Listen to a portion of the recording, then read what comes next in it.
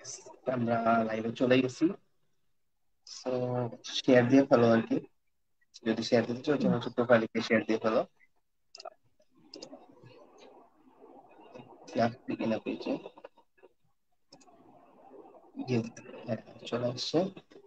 হুম, Anyway, এই hello everyone, কি অবস্থা সবার? আশা করি সবাই অনেক অনেক ভালো আছেন। যদিও বার্সা ফ্যানটা খুব বেশি একটা ভালো নাই, এবং আমাদের ভালো থাকা বা না থাকার পিছনে যে সমস্ত কারণ আছে সে সমস্ত মানে এই সিজন খুব বেশি একটা আমাদের মন মতো যায় নাই আসলে। তো ওই ব্যাপারগুলো নিয়ে আসলে আমরা এখন কথা বলবো যে অ্যাকচুয়ালি বার্সেলোনার জন্য সিজনটা কিরকম গিয়েছে, বা আসলে কিরকম আমাদের করলে হয়তো বেটার হইতে পারতো। সো বেসিক্যালি আজকে আমাদের সাথে আছে আহ সন্নিবেশ। এই সন্নিবেশ, কি অবস্থা তোমার? এই তো ভাই চলছে। আপনার কি খবর? All good, all good, except football লাইফটা খুব বেশি একটা ভালো যাইতেছে না।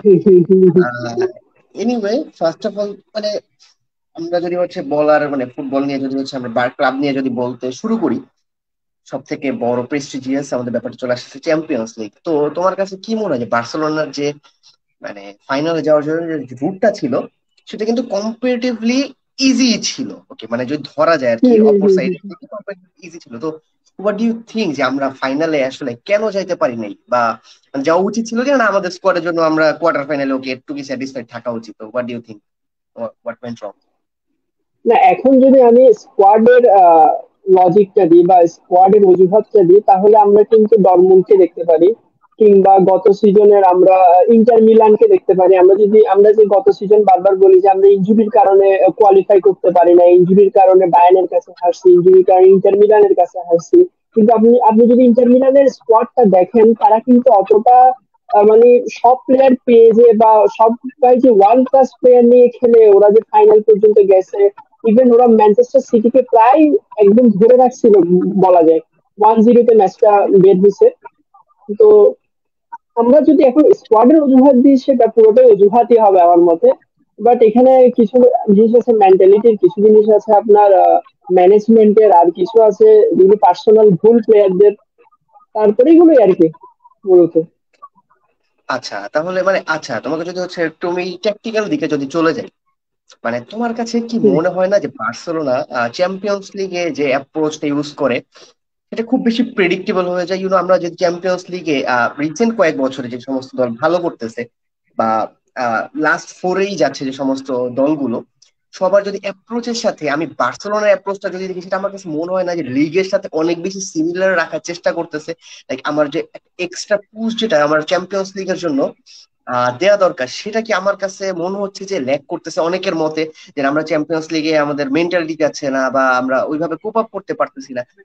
এই ব্যাপারটাতে তোমার কি অপিনিয়ন, মানে এই ব্যাপারটা কি আসলে তোমার কাছে মনে হয়, তুমি কি এগ্রি করবা নাকি হচ্ছে না আমরা সব ঠিকঠাকই আছি, জাস্ট লাক ফেভার করতেছে না?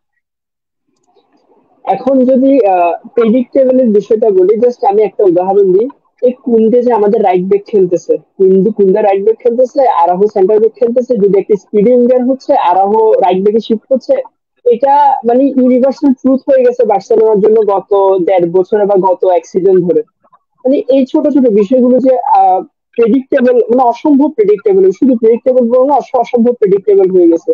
জাস্ট দেখেন এমবাপ্পেকে কিন্তু ওরা লাস্ট হাফে মিডলে নিয়ে আসছিল পিএসজি। হুম। ইভেন যখন ভিনিসিয়াস লাস্ট যখন কোপা দেল রে, আপনার ফাইনালটা মেবি কোপা দেল রে না, সুপার স্প্যানিশ কোপা যে ফাইনালটা হলো, ওখানে ভিনি মাঝখানে চলে আসছে, জাস্ট সেন্ট্রালি চলে ড্র্যাগ আসছে। আউট করে ফেলছে। হ্যাঁ। তো জাভিকে টেকনিক্যালি বিট করা বা প্ল্যান ওয়াইজ বিট করা এখন খুবই খুবই ইজি হয়ে যাচ্ছে। আর জাভির কাছে আমার মতে মানে একটু লিমিটেড হয়ে যাচ্ছে, কারণ যারা প্লেয়ার ও পাচ্ছে, যেসব প্লেয়াররা ম্যাক্সিমাম আন্ডার এজ, যারা মানে এতটা ফ্লুয়েন্ট টেকনিক্যাল ওয়েতে খেলে নাই কখনো, বা ওরা এত কিছু দেখে নাই।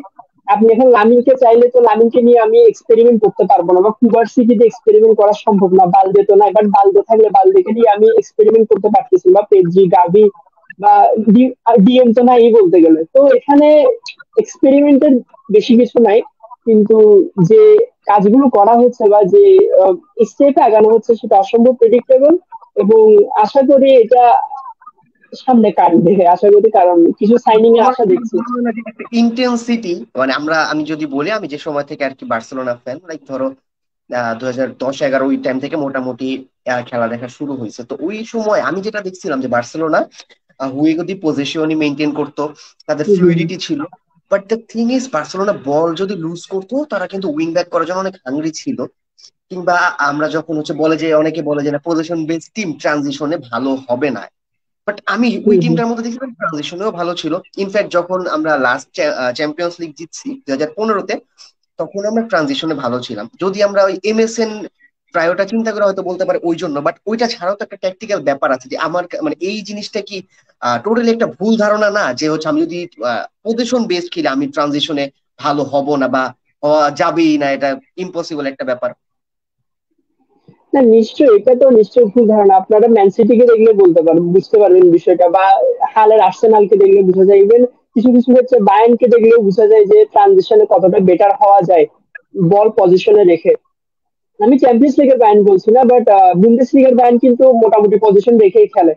তারপর আপনি তো সিটির কথা বললামই। আর 2015-র উদাহরণ টানার দরকার নেই, বর্তমানে যে উদাহরণগুলো আছে সেগুলো থেকে বোঝা যায়। আর আমার মনে হয় যাবে এখন অনেকটা ডিরেক্ট অ্যাপ্রোচে গেছে। ও আসলে বুঝছে যে এই টিমকে নিয়ে পজিশন ওয়াইজ কিছু হবে না, বাট তাও যে কিছু কিছু ক্ষেত্রে যেমন ডিএম এর বিষয়গুলো, যে ডবল পিভটে আমি যাব না, বা সিঙ্গেল পিভট থাকলেও আমি ক্রিশ্চিয়ানসনকে সিঙ্গেল পিভট খেলাবো, মানে এই বিষয়গুলো থেকে যদি বের হয়ে এসে যে আমি যদি একটু মানে ট্রানজিশন ওয়াইজ চিন্তা করি, বা একটু রেজাল্ট ওয়াইজ খেলার চিন্তা করি, যেটা গত সিজনের লিগে করা হয়েছিল, যার কারণে লিগটা আমাদের কাছে আসছে। এবার এবার এবার লিগ হারানোর ক্ষেত্রে স্টেগানও কিন্তু, স্টেগানের মিসটাও একটা বড় কারণ। স্টেগানকে যতই আমরা ব্যাশিং করি না কেন, স্টেগানের মিসটা কিন্তু ওখানে কিন্তু আসলে লিগটা শেষ হয়ে গেছে। তো ট্রানজিশনের বিষয়টা কিন্তু কানেক্টেড, যে সবকিছুর উপরে কানেক্টেড, কানেক্ট করে ম্যানেজার, প্লেয়ার, তারপর আপনার কাছে কি কি প্লেয়ার অ্যাভেলেবেল আছে, কি কি রিসোর্স আছে, তারপর এই যে ইয়ং প্লেয়ার্স কে নিয়ে তো আমি ট্রানজিশনে যেতে পারছি না। বা এই যে কুন্ডে আসলো, আরাহো আসলো, ক্রিস্টেনসন আসলো, ওরা কিন্তু মাত্র এক সিজন হলো, এক সিজনে এতটা ভালো বন্ডিং হবে না যে আমি ডিরেক্ট ট্রানজিশনে গেলে ওরা আপনাকে মানে ডিরেক্ট বেস্টটা দিবে, বা ওদের এতটা বন্ডিং হওয়াটা কিন্তু এত তাড়াতাড়ি পসিবল না। জাস্ট 1 থেকে 2 সিজন সময় লাগবে। সে যতই ওয়ার্ল্ডের বেস্ট ডিফেন্ডার হোক না কেন, বা সে যতই পোটেনশিয়াল ফুল একটা ডিফেন্ডার হোক না কেন, একটু সময় দরকার, কিন্তু সময়টা একটু বেশি হয়ে যাচ্ছে আমার মতে। আচ্ছা, হ্যাঁ, মোটামুটি আমি কাইন্ড অফ তোমার সাথে একমত এক্ষেত্রে।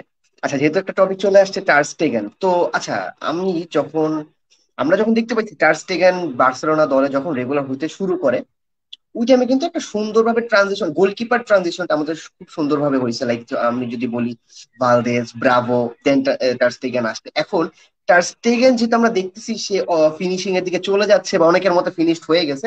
আমি ওই মানে যে তর্কতে যাব না যে আসলে স্টেগেন ফিনিশড হয়েছে কি হয়নি, বাট ওই জিনিসটা কি মিসিং না একটা প্ল্যানের দূরদর্শিতা বোর্ডের কাছ থেকে, যে আমি যেরকম ভালদেস ব্রাভো থেকে স্টেগেনে যেভাবে আসছি, স্টেগেন থেকে আমার যে মুভ করতে হবে ওই রিলেটেড কোনো ব্যাপারটা কি তুমি আসলে দেখতে পাচ্ছ? মানে আমি বিগত চ্যাম্পিয়ন্স লিগে আমরা যদি দেখি বিগত কয়েক বছরে একজন কমন মানুষ হচ্ছে টার স্টেগেন, আমি সব দোষ তার দিব না অবভিয়াসলি, একজন মানুষের জন্য ম্যাচ হারা যায় না টোটালি, সবারই কোনো কম বেশি হলে সবারই দোষ থাকে, বাট জিনিসটা হচ্ছে এই মানুষটা আপাতত কমন আছে। তো জিনিসটা কি মনে হয় না মানে বোর্ড এই জায়গা থেকে মুভ অন করার জন্য কতটুকু কি অ্যাপ্রোচ নিচ্ছে, ওই জিনিসটা কি ভিজিবল মনে হইছে? এখন অ্যাপ্রোচ কি নিচ্ছে সেটার আগে আমি একটা কথা বলতে চাই। আমি আজকে মানে কালকে যে ম্যাচটা হলো মাদ্রিদের, কোর্তো মেবি ব্যাক করছে, ও 10টার মতো সেভ দিছে। হ্যাঁ, মানে হ্যাঁ, হ্যাঁ, আনুমানিক একদম। 10টার মতো সেভ। হ্যাঁ, এই আমি ক্লিপ গুলো দেখলাম, আমি ম্যাচ দেখিনি, আবার ক্লিপ গুলো দেখলাম। মানে ও এখন ওর মধ্যে অ্যাজিলিটিটা আছে, স্পিডটা আছে, ডাইভ দেওয়ার যে মাইন্ডটা আছে, বা আমার মানে 10 মাস বা প্রায় বছর খানিক ও খেলার বাইরে, এরপরেও যে ওর যে আইডিয়াটা আছে যে আমার কিভাবে সেভ দেওয়া লাগবে, আমার ম্যাচের মোমেন্টটা কিভাবে ক্যাচ করা লাগবে। একটা মোমেন্ট দেখলাম যে ওকে 2বার সামনাসামনি শুট করা হলো, বাট ও দাঁড়িয়ে আছে। তো এগুলো কিন্তু চ্যাম্পিয়ন মেন্টালিটি। এগুলো আপনাকে প্রত্যেকটা যে চ্যাম্পিয়ন্স লিগের ফাইনালে দেখাতে হবে এমন কিন্তু কথা না, লিগেও কিন্তু দেখানো যায় বিষয়গুলো। আমরা ম্যাক্সিমাম ক্ষেত্রে স্টেগানের কাছে কিন্তু মিসিং এগুলো। আর বোর্ড স্টেগানের ক্ষেত্রে কি করছে এটা দেখতে হলে আমাদের প্রথমে যেতে হবে রোমা ট্র্যাজেডি, এরপর লিভারপুল ট্র্যাজেডি। এগুলোর পর যখন আমরা আমাদের রাইভালকে দেখছি, রিয়াল মাদ্রিদকে দেখছি, ওরা নাভাসের প্রাইম থাকতে থাকতে কোর্তোয়াকে নিয়ে আসছে। আমাদের কিন্তু তখনই উচিত ছিল, মানে করোনার মানে বাথরুমেও যাওয়ার আগ মুহূর্তে উচিত ছিল যে সেখানের একটা ব্যাকআপ অপশন নিয়ে আসা, বা একটা ইয়ং গোলকিপার, বা আমরা চাইলে ওনানাকে নিয়ে আসতে পারতাম আয়াক্সে গত বছর ফ্রিতে। তো এটা একটা সদিচ্ছার বিষয় ছিল। আর ওনারা কিন্তু এত আহামরি যে ইন্টার মিলানে বেতন নিছে এটাও কিন্তু না। ও হুম। রিসেন্টলি ম্যানচেস্টার ইউনাইটেড ওর বেতন বেশি, বাট ও ইন্টার মিলানে কিন্তু আহামরি বেতন দেয় নাই। আমরা চাইলে ফ্রিতে ওকে আনতে পারতাম। তো এটা আসলে বোর্ডের সদিচ্ছা, তারপর ম্যানেজমেন্টের একটা চাওয়ার উপর নির্ভর করে। আমি আপনি খেয়াল করেছেন কিনা বলতে পারবো না, বাট রিসেন্ট না, জাভি যে 2022-এর নভেম্বর থেকে বর্তমানে 2024 চলছে, ও এতগুলো স্টেটমেন্ট দেখলাম, ও কখনো কিন্তু টের স্টেগানকে নিয়ে একটা কটূক্তি করে নাই। ও সার্জি রবার্তোকে নিয়ে একটা কটূক্তি করে না। মাঝে মাঝে বুস্কেটসের সমালোচনা কিন্তু চলে এসেছে, কিন্তু ও কখনো কিন্তু স্টেগানকে নিয়ে একটা কথা বলে না। বাট তারপর রিসেন্টলি চ্যাম্পিয়ন্স লিগের ম্যাচের পরেও কিন্তু ও স্টেগানের স্টেটমেন্টের সাথে একমত ছিল। তো এইসব বিষয় বোঝা যায় যে আমাদের স্টেগান মানে রিপ্লেস করা এত তাড়াতাড়ি সব হচ্ছে না, হবেও না। এটা নিয়ে মানে আলোচনা করাটাই আমার কাছে বৃথা লাগছে এখন। বোর্ডের কাছে এত আশা রেখে লাভ হচ্ছে না আসলে। আচ্ছা, তো হচ্ছে এখানে যদি আমি দুই তিনটা ব্যাপার নিয়ে আসি, দুই তিনটা ব্যাপার বলতে কি আমাদের কি হোম কিড আর্নাউতেনাস এন্ড হচ্ছে ইনাকি পেইনা। তো হচ্ছে এখান থেকে মানে আর্নাউতেনাসকে রাখার জন্য আইডিয়াস আমার কাছে পার্সোনালি, আমি হচ্ছে আর্নাউকে একটু বেটার প্রিফার করতাম বেশি। এখন যদিও কম্পারেটিভলি তাকে যদি আমরা বেশি বেটার হিসেবে দেখে আসতেছি, বাট তাকে রাখার জন্য কেন বোল্ড অ্যাপ্রোচ নিল না?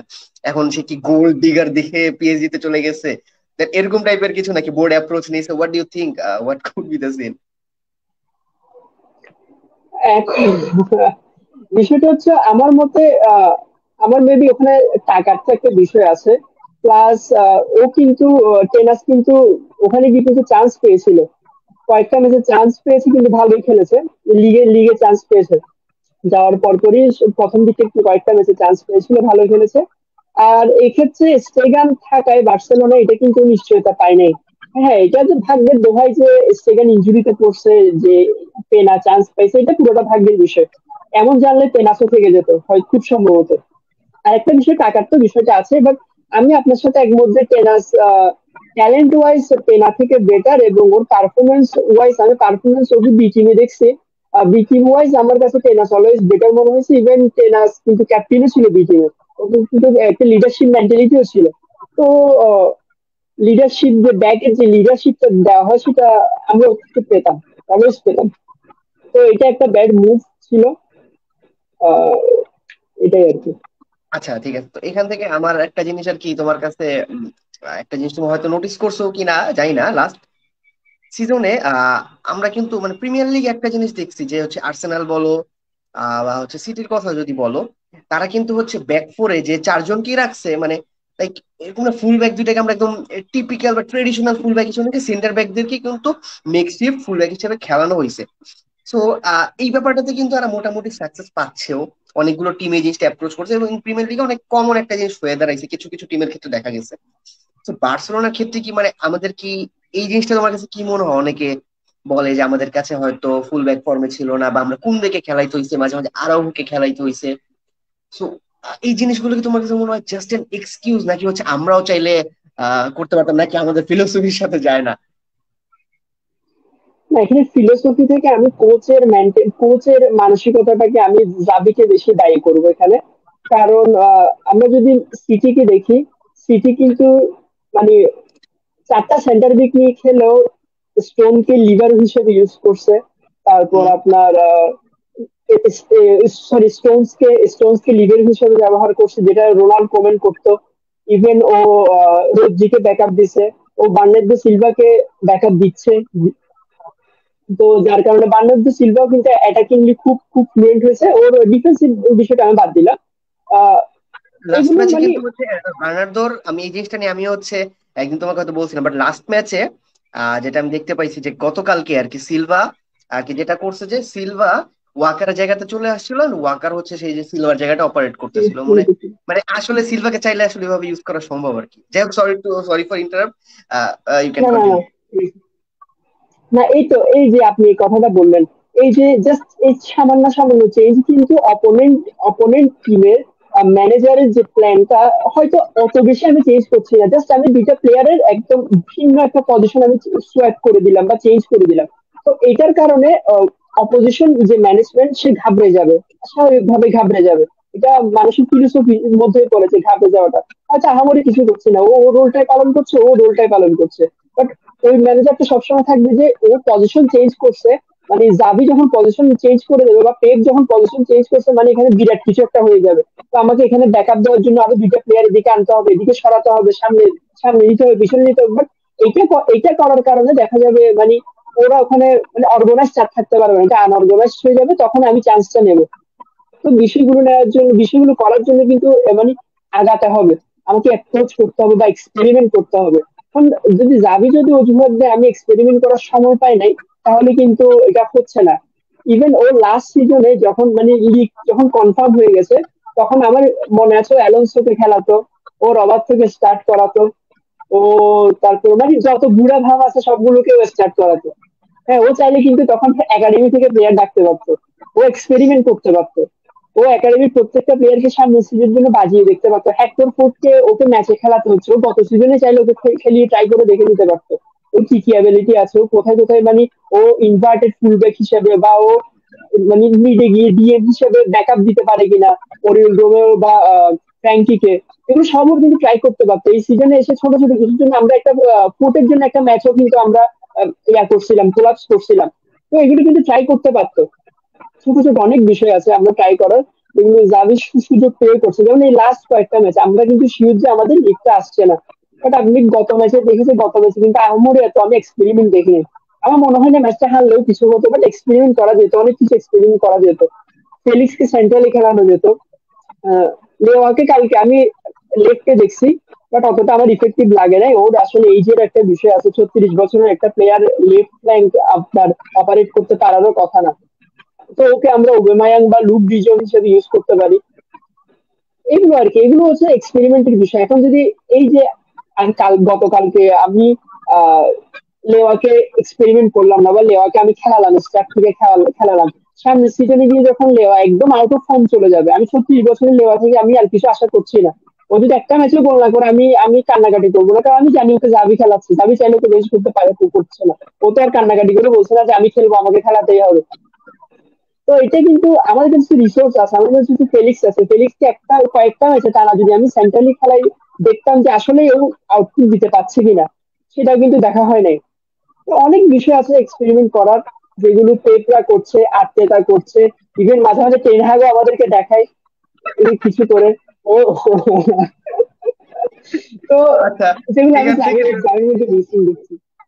আচ্ছা, যেহেতু একটা জিনিস হচ্ছে মানে এই ব্যাপারটা চলে আসছে, তো তোমার কাছে কি মনে হয় মানে যেহেতু লেভানডস্কির কথাটা চলে আসছে, সো অবভিয়াসলি আমরা লেভানডস্কি রিপ্লেসমেন্ট হিসেবে যাকে আনছিলাম, ভিটোর টপিকটাতে যদি আমি চলে যাই, তো মানে এখন আমাদের কাছে তোমার কাছে কি মনে হয় যে সিচুয়েশনটা আসলে আমাদের উপর কিভাবে ইম্প্যাক্ট ফেলতেছে? কারণ তুমি যদি হচ্ছে ভিটোর রোকের পার্সপেক্টিভ থেকে চিন্তা করো, সে এত কিছু স্যাক্রিফাইস করে বার্সেলোনাতে খেলার ড্রিম নিয়ে আসছে, বেটার ফিনান্সিয়াল অফার ছেড়েও সে আসছে, তো সে অবভিয়াসলি ডিজার্ভ করতে পারে যে না, আমি বার্সেলোনা হয়ে ম্যাচ খেলবো। অবভিয়াস এখানে আবার এটা কাউন্টার এমন হইতে পারে যে না, আমার যে সিচুয়েশনে আমার দলে জেতা দরকার, তো দল হচ্ছে আগে, তো আমার যে প্লেয়ার ভালো খেলতেছে আমি তাকেই খেলাবো। বাট আমি যে যে মোমেন্টে, যে একটু আগে বলতেছিল এক্সপেরিমেন্ট করার কথা বা যাদেরকে সময় দেওয়ার কথা, মানে ভিক্টর রয়কে কি ওইভাবে সময় দেয়া যাইতো না? সে যতটুকু টাইম পাইছে মানে একদম তো আসলে খারাপ করে নাই, সত্যি কথা বলতে। তো এই যে আমরা একটা এক্সাম্পল ক্রিয়েট করতেছি যে অন্যান্য ইয়াংস্টাররা যারা বেটার ডিল পেয়েও বার্সাতে চলে আসার একটা মানে স্বপ্ন দেখতেছিল যে আমি বেটার ডিল স্যাক্রিফাইস করে হলেও বার্সায় যাব, তাদের জন্য কি একটা ড্রব্যাক না যাচ্ছে? আমি গেলেই যে গেম টাইম পাবো, বা আমি যদি বেটার মানে আমি যদি হচ্ছে কোচের যদি পছন্দ না হয় তাহলে আমাকে যে খেলাবে না, বা হচ্ছে বেঞ্চ করে কমিউনিকেশন গ্যাপ রাখার একটা ব্যাপার শুনতে পাচ্ছি আমরা মিডিয়াতে। তো এই ব্যাপারগুলো চলে আসে, তোমার কাছে কি মনে হয় না যে ইয়াংস্টারটাকে আমরা অ্যাট্রাক্ট করতে আগে থেকে বেশি কষ্ট হবে? লামাসিয়ার উপর ডিপেন্ডেন্ট আমরা, ওকে ফাইন, লামাসিয়া ছাড়াও তো আমাদের কিছু প্রোডাক্ট বাহির থেকে আনতে হবে। ইটস নেসেসারি যে আমরা একদম সব লামাসিয়া থেকে যে তুলে একদম রেডিমেড পাবো, এই ব্যাপারগুলো তো এরকম না। সো ভিটর রুকে যে সিচুয়েশনটা, এটা নিয়ে আসলে তোমার কাছে কি মনে হয় যে একটু নিউট্রালি বলবা, লাইক জাবি ফ্যান হয়েও না, ভিটোর রোকে ফ্যান হয়েও না, এজ এ নিউট্রাল ফ্যান তুমি যদি হচ্ছে মানে বার্সেলোনা ফ্যানের বাইরে থেকে যদি তোমাকে বলতে হয় তুমি এখন বার্সা ফ্যান না, ওইভাবে অ্যান্সারটা দিবা। আমি রোকের ইস্যুটা মানে কয়েকটা ধাপে আমি ভাগ করি। Pre pre Barcelona arriving issue আর post Barcelona arriving issue. Pre Barcelona arriving ইস্যুতে আমরা দেখেছি ওর সাইনিং হয়েছে, ওর মতামত ছিল ইভেন মানে এক প্রকার আমরা যুদ্ধ করে কিন্তু সাইন করেছি, পিএসজির সাথে যুদ্ধ করেছি। ইভেন মাঝে মাঝে চেলসিও কিন্তু এসেছিল, ইভেন মাদ্রিদও এসেছিল কিন্তু কথায়, মাদ্রিদ যদি আগে নেবার মাদ্রিদ কিন্তু কথায় এসেছিল। হ্যাঁ, এত কিছু হুম। করার পর তারপর বেটার ফিনান্সিয়াল অফার জব করে ও এসেছে, বা ও আমাদের অফারটা গ্রহণ করেছে। এখন এখানে কথা হচ্ছে, সে ছেলেটা গ্রহণ করেছে, সে ছেলেটা আসার কথা ছিল কিন্তু এই জুলাইয়ে। ওকে অনেকে লজিক দিচ্ছে যে বার্সেলোনা মানে ওকে ডিএম চাওয়া হয়নি, মানে ও ডিএম চেয়েছে, ডিএম দেয় নাই, তাই ও খেলাচ্ছে না বা জাভি খেলাচ্ছে না, ডিএম দেয় নাই। তারপর আরেকটা কথা এসেছে ও জুলাই যাওয়ার কথা, ও জানুয়ারিতে চলে এসেছে, সেজন্য জাভি খেলাচ্ছে না। অনেক কথা আসছে, কিন্তু আমার কথা হচ্ছে জানুয়ারিতে কি জন্য এসেছে, কার জন্য এসেছে? বোর্ড চেয়েছে, ম্যানেজমেন্ট চেয়েছে বলেই তো আসছে। ওর ক্লাবের নাম কি, আমি ক্লাবের নামটা ভুলে গেছি, ওর ক্লাবের তো মানে ঠেকা পড়া নেই যে আমার প্লেয়ারটাকে, আমার এখানে ইউজলেস প্লেয়ার, আমি ওকে খেলি পাঠিয়ে দিতে হবে বার্সেলোনায়। ইভেন ক্লাব কিন্তু চাইলে আরো রাখতো ওকে, ক্লাবের কিন্তু ভিক্টর ওকে দরকার ছিল। হুম। ও কিন্তু ওদের নিয়মিত স্কোরার ছিল, ক্লাবের কিন্তু ঠেকা পড়া নেই যে আমার ভিক্টর ওকে পাঠিয়ে দিতে হচ্ছে। এটা কিন্তু আমি বার্সেলোনার ম্যানেজমেন্টে কি বোর্ড আমি জানি না, বাট বার্সেলোনা চেয়েছে ওকে জানুয়ারিতে, এসেছে। এখন এটা লজিক দিয়ে হবে না যে ওকে জানুয়ারিতে মানে ওকে 6 মাস আগে আনা হয়েছে। নিশ্চয়ই ভিতর থেকে অ্যাপ্রুভাল এসেছে বলে আনা হয়েছে, বা ম্যানেজমেন্ট থেকে অ্যাপ্রুভাল আসছে বলে আনা হয়েছে। নাইলে ম্যানেজমেন্টের অ্যাপ্রুভাল ছাড়া 6 মাস আগে ডিলটা যুদ্ধ করে এগিয়ে নিয়ে আসার কোনো মানে হয় না, বা বোর্ড এটা করবেও না। বোর্ডকে নিশ্চয়ই অনেক কিছু ফেস করতে হয়েছে ওকে 6 মাস আগে আনতে।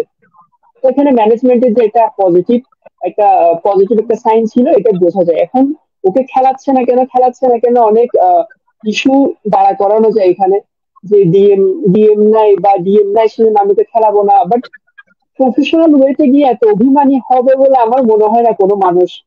বা আমরাও কিন্তু আমাদের স্কুল লাইফ বা কলেজ লাইফ আমরা পার করে এসেছি, আমরা যখন প্রজেক্ট করি তখন ও ও আমার ভালো লাগে না, বা ওর সাথে আমার খারাপ সম্পর্ক, বিদায় আমি আমার প্রজেক্টটা মানে বরবাদ করে দেবো, মানে নিজের নাক কেটে পরে যাত্রাভঙ্গ করবো। আমার তো মনে হয় না এমন করবে যে আমি কখনো। But ওকে না খেলানো, যেমন আমি যদি এখন যদি একটা কথা বলা যেত ওকে খেলাচ্ছি না, বাট যে ওর নাম কি, যে মার্ক ভিউ যে আছে, ওকে খেলাচ্ছে নিয়মিত। হ্যাঁ, ওকে নিয়মিত, তখন কিন্তু কথা উঠতো। এখন মার্ক ভিউকেও কিন্তু নিয়মিত খেলানো হচ্ছে না। ওখানে এখন কিন্তু লজিক দিয়ে লাভ নাই যে ভিতর রোকের সাথে শুধু অন্যায় হচ্ছে, অন্যায় কিন্তু সে হিসেবে ধরতে গেলে মার্ক ভিউর সাথে অন্যায় হচ্ছে। হুম। এখন ভিটোর রোকের বিষয়টা হচ্ছে, ভিটোর রোকের যে এজেন্ট আছে, সে একটু টকেটিভ আমরা সবাই জানি, এবং সে হিউজ মানি লন্ডারিং করেছে। আমাদের অতীত ইতিহাস আছে, অনেক নাম আছে যাদের সাথে মানি লন্ডারিং এর কাজ কারবার এগুলো হয়েছে। তারপর এক্ষেত্রে ভিটোর রোকেও যে একটু পজিটিভ ছিল, যে মানে ওর খেলানো হচ্ছে একটু ফ্রাস্ট্রেটেড ছিল, তখন যদি ওর এজেন্ট যদি ওকে একটু উপরে তোষামত করে, সেও একটু লাফিয়েছে, লুচির মতো ফুলছে। ইভেন এটা ওর ওয়াইফের সোশ্যাল মিডিয়া দেখলেও বোঝা যায় যে একটা ওয়াইফ তো তার হাজবেন্ডের কথা ছাড়া তো এরকম উল্টাপাল্টা, বা ওর সাথে ডিসকাস না হলে তো এরকম উল্টাপাল্টা লিখার প্রশ্নই আসে না। গার্লফ্রেন্ড হলো একটা আলাদা কথা, বাট এটা তো ওয়াইফ, একসাথে দিন শেষে থাকছে। তো এটা কথাই আসে না। তো দ্বিতীয় পক্ষের ইস্যুটা হচ্ছে আহ, আমার একটু মানে এজেন্ট একটু এজেন্টের বেশি ঘাটতারামি লাগছে আমার। এখন কথাটাতে ভিটো রোকও মাথা দিয়েছে, এখন ভিটো রোক যদি সত্যি চলে যেতে চায়, এজেন্ট তো খোলাখুলি বলেছে। কিন্তু বার্সেলোনার মতো ক্লাবের আমার মনে হয় না তাকে রাখা উচিত হবে, কারণ এটা একটা রেপুটেশনে ইয়া হচ্ছে যে একটা 18 বছর একটা ছেলে থাকতে চাচ্ছে না, আমি ওকে রাখতে চাচ্ছি, বা আমি ওকে লোনে দিতে চাচ্ছি। ও তো বলেছে ও মুভ করবে, আমরা বলছি আমরা লোনে দেবো, ও বলছে মুভ করবে, আমরা বলছি লোনে দেবো। এটাও কিন্তু আমাদের জন্য এক প্রকার ইনসাল্ট। মাদ্রিদ হলে কিন্তু 2 সেকেন্ডও চিন্তা করতো না। এটা হচ্ছে যে একটা চ্যাম্পিয়ন মেন্টালিটি, আমার যেটা মনে হয়। আরেকটা হচ্ছে যে আপনি যেটা বলেছেন যে মানে ভবিষ্যতে প্লেয়ার সাইন করতে অসুবিধা হবে কিনা, এখন আমার মনে হয় আমরা যদি মাদ্রিদকে দেখি, ওরা কিন্তু ওডেগার্ডকে মাত্র 15 বছর বয়সে মেবি সাইন করেছিল। ওডেগার্ডকে, তারপর হাকিমিকে, তারপর থিও হার্নান্দেজ, ওরা কিন্তু কাউকে তেমন ভাবে ইউজ করতে পারে নাই। সবাই কিন্তু মানে ফ্যাড আপ হয়ে লিড নিয়েছে মাদ্রিদ। মাদ্রিদের স্বপ্ন নিয়ে এসে ফ্যাড আপ নিয়ে, even recently Brahim Diaz lead নিয়েছিল, আবার ও এসেছে। তারপর একটা রেইনা বলে একটা প্লেয়ার আছে ওদের ডরমুন্ডে গেছে। তো ওরা কিন্তু এটা ডরটমুন্ড। হরহামেশা, হ্যাঁ ওরা কিন্তু এটা হরহামেশা করে করে আসতেছে। হুম, এটা নিয়ে আমার মনে হয় না এতটুকু প্রেশার নেওয়ার দরকার আছে। বাট মাঝে মাঝে প্রেশার নিতে হয় কখন, যখন আপনার ফিনান্সিয়াল অবস্থা খারাপ হয়। মাদ্রিদ চাইলে এখনই টাকা পেলে 100টা ইয়ং প্লেয়ার নিয়ে আসতে পারবে, 100টা না হোক 50টা আনতে পারবে, ওদের যে টাকাটা আছে। আমার দুইটা আনতে অবস্থা খারাপ হয়ে যাচ্ছে। আমার আমার স্কাউট করতে, আমার স্কাউটকে পাঠানো লাগতেছে আফ্রিকাতে, আমার আফ্রিকার ট্যালেন্ট আনা লাগতেছে। আফ্রিকার রিসেন্টলি অনেক অনেক অনেক নিয়ম আছে। আমার যেখানে সস্তা, যেখানে ফ্রি, যেখানে আমি মানে ওই কি বলে, ওই ফ্রির খানা যেখানে, আমি সেখানে ডুবে যাচ্ছি। আচ্ছা, তো এই জায়গায় ঠিক আছে একটা জিনিস বুঝলাম, বাট মানে এখন তোমার কাছে কি মনে হয় what could be the move? মানে এখন তোমাকে হচ্ছে একটা সিচুয়েশন দিই, লাইক ধরো তুমি হচ্ছে ভিটর রোকে, ভিটর রোকের জায়গা থেকে আসলে কি চিন্তা, মানে কি করা উচিত বার্সেলোনার পার্সপেক্টিভ থেকে? তো এতক্ষণ আমরা বললাম, বা নিউট্রাল থেকেও যতটুকু বলছি, বার্সেলোনার পার্সপেক্টিভ থেকেও যতটুকু বললাম। এখন ভিটর রোকের জায়গায় ধরো তুমি আসো, তুমি থাকলে কি ডিসিশন নিতা? আহ ভিতর লোকের উচিত এখন মাথা ঠান্ডা করে আহ বিশেষ করে জাভির সাথে একটু কনসাল্ট করা। নিশ্চয়ই জাভি ওর এজেন্ট কুড়ি থেকে বেশি বেশি বেশি মানে স্পোর্টস নিয়ে জানে এবং স্পোর্টস খেলে এসেছে। ইভেন ও যেখানে যেমন বিশ্বকাপ ফাইনালও খেলেছে, ও ইউসিএল ফাইনালও খেলেছে। ও ব্যালন্ডিয়রের জন্য নমিনেট হয়েছে। ও মানে বেস্ট প্লে মেকার অ্যাওয়ার্ডও জিতেছে। হুম। তো আমার মনে হয় জাভির সাথে খোলামেলা কথা বলা উচিত এখানে। ওরও কিছু ইগোর কথা বিষয় আছে। আমার মনে হয় না জাভি মাঠে গিয়ে কোনো একটা 18 বছরের একটা বাচ্চার সাথে ইগোইস্টিক আচরণ করবে বা কথা বলবে না, বা হইতে পারে যে ব্যাপারটা একটু অনেক মন বেশি এরকম কষাকষি। চলতেছে যে আসলে ব্যাপারটা আসলে জাভি এবং ভিটর রোকে না, ব্যাপারটা হচ্ছে যে জাভি এবং হচ্ছে ডেকো, তো ব্যাপারটা ওই ইস্যুর জন্য হুম, হুম। আসলে স্যাক্রিফাইস হয়তো হতে হচ্ছে ভিটর রোকে। এই ব্যাপারটা কি হচ্ছে, মানে মানে মনে হচ্ছে কি রিলেটেবল? হ্যাঁ, এটা রিলেটেবল হতে পারে, কারণ আমরা যদি ডেকো যখন আপনার প্লেয়ার লেভেলে ছিল, প্লেয়ার জাভি ডেকো যখন প্লেয়ার হিসেবে খেলতো, তখনও কিন্তু ওদের হালকা কিন্তু ঝামেলা ছিল। ইভেন ডেকো কিন্তু বের হয়েছে জাভিকে পজিশন করে দেওয়ার জন্য। এখানে কিন্তু এক্স্যাক্টলি, অনেক কথা এক্স্যাক্টলি। আছে। হ্যাঁ, ওদের ওদের অতীত নিয়ে কিন্তু অনেক অনেক প্যারা আছে। ওরা অতীত থেকেই যে কাজ করতে পারে না একসাথে, এটা কিন্তু আমরা সবাই জানি। আহ এরপরে এখন ভিটো রোকের, আপনি যেটা বলছেন ভিটো রোকের পার্সপেক্টিভে, এখন ভিটো রোকের উচিত ডেকো টেকো বাদ দিয়ে যাদের সাথে খোলামেলি কথা বলা। ও যদি সরি ফিল করতে হয় সরি ফিল করবে, সমস্যা তো নেই। আমার তো আর মানে জাবির কাছে আমি যদি সরি ফিল করে যদি নতুন কিছু শিখতে পারি বা নতুন কিছু হুম, আমার শেখার থাকে, তাহলে তো আমার তো সরি বলতে সমস্যা নাই। এটা তো জাবি, মানে লেজেন্ডারি জাবি, এক্স্যাক্টলি। জাবি হার্নান্দেজ। কোচের কাছে তো ভাই, কোচ তো যেমন হচ্ছে গুরু, তার কাছে তো হচ্ছে সরি চাইতে অস্বাভাবিক কিছু না, স্বাভাবিক কিছু আচ্ছা। ইভেন আমার আমার একটা জিনিস করেন। আমার আমার আর একটা, আমার ভিডিও রোকের ইস্যুতে আমার একটা মনে পড়েছে। একটা ব্রাজিলিয়ান প্লেয়ার মেবি যখন আয়াক্সে খেলতো, তখন চুলে রং করে আসায় এরিক টেন হাগ ওকে প্র্যাকটিস প্লেসেস থেকে বের করে ফেলতো। চুলে কালার করার জন্য দিছিল, রাইট? নামটা মনে পড়তেছে না হ্যাঁ, আমার, বাট ইয়া আসলে টুকটাক কিছু হয়। বাট আই থিঙ্ক এই যে যেটা আছে না, একটা আমরা মানে স্বাভাবিকভাবে বলি যে কমিউনিকেশন যে কোনো প্রবলেমকে হুম, সলিউশন হুম, করতে পারে। জাভি এবং ভিটোরকের যদি কমিউনিকেশনটা হুম, ঠিক করা যায়, তাহলে কোথায় এই জায়গা থেকে আমরা বের হইতে পারবো। আচ্ছা, এখন আর দু একটা মানে ফরওয়ার্ড লাইন থেকে যদি আমি চলে আসি, জোয়াও ফেলিক্স কে, এখন শুরু থেকে যখন হচ্ছে ফেলিক্স কে আনা হয়েছিল, যদি ক্যান্সেল নিয়ে অনেক পজিটিভ নিউজ আসতেছে, তো ক্যান্সেল নিউজ কথাটা আমি পরে আসবো। ফেলিক্স কে নিয়ে বলি, ফেলিক্স যখন লোনে তাকে আনা হয়েছে, অনেক হাইপ ছিল, এন্ড তাকে হচ্ছে আমরা ম্যাচ খেলাইছি, সে পারফর্মও করছে। তারপর আবার কিছুদিন মনে হয়েছে যে না, সে কনসিস্টেন্ট দিতে পারতেছে না, তারপর তাকে হচ্ছে আবার সাব করানো হয়েছে, কিছু ম্যাচে সে বেঞ্চ থেকে উঠে এসে পারফর্ম করছে, কনসিস্টেন্টলি সে পারফর্ম করছে। এরপর থেকে আমার দেখতেছি তাকে যখনই চান্স দেওয়া হয়েছে, স্কোর অ্যাসিস্ট পাক না পাক, বাট তার খেলার মধ্যে সেই সিনক্রোনাইজেশনটাও দেখা যাচ্ছে, ডেসপারেটনেসটাও দেখা যাচ্ছে, এন্ড প্যাশন ফর দ্য ক্লাবও দেখা যাচ্ছে। তো ব্যাপারটা কি আসলে এরকম হইতে পারে যে না, আমি আসলে দেখছিলাম যে শুরুতে আমরা যে ফেলিক্স কে বার্সা কিনবে, এরকম একটা মেন্টালিটি বার্সেলোনার জন্য রেডি। ব্যাপারটা কি এমন যে হচ্ছে আমি ফেলিক্সে কিনবো বাট কমে কেনার জন্য গেম টাইম কম দিছি, এইগুলা কি সেন্স মেক করে? মানে অনেকের লজিক আর কি। তোমার কাছে কি মনে হয়, এটা কি হইতে পারে? কি মনে হয়? এখন ফেলিক্সকে কম গেম টাইম দেওয়ার একটা ইস্যু হচ্ছে আমার লেয়াকে খেলাতে হবে। এটা একটা ইউনিভার্সাল ট্রুথ যে আমাকে লেয়াকে খেলাইতেই হবে, কারণ ওর একটা হিউজ বেতন আছে। ওর একটা মানে একটা প্রভাব আছে ক্লাবে। ওর নামের একটা প্রভাব আছে কিন্তু লেভানডস্কি। এখন ফেলিক্সের বিষয়টা হচ্ছে ফেলিক্সকে কিন্তু জাভি খেলিয়েও মজা পাচ্ছে না। কেন খেলিয়ে মজা পাচ্ছে না?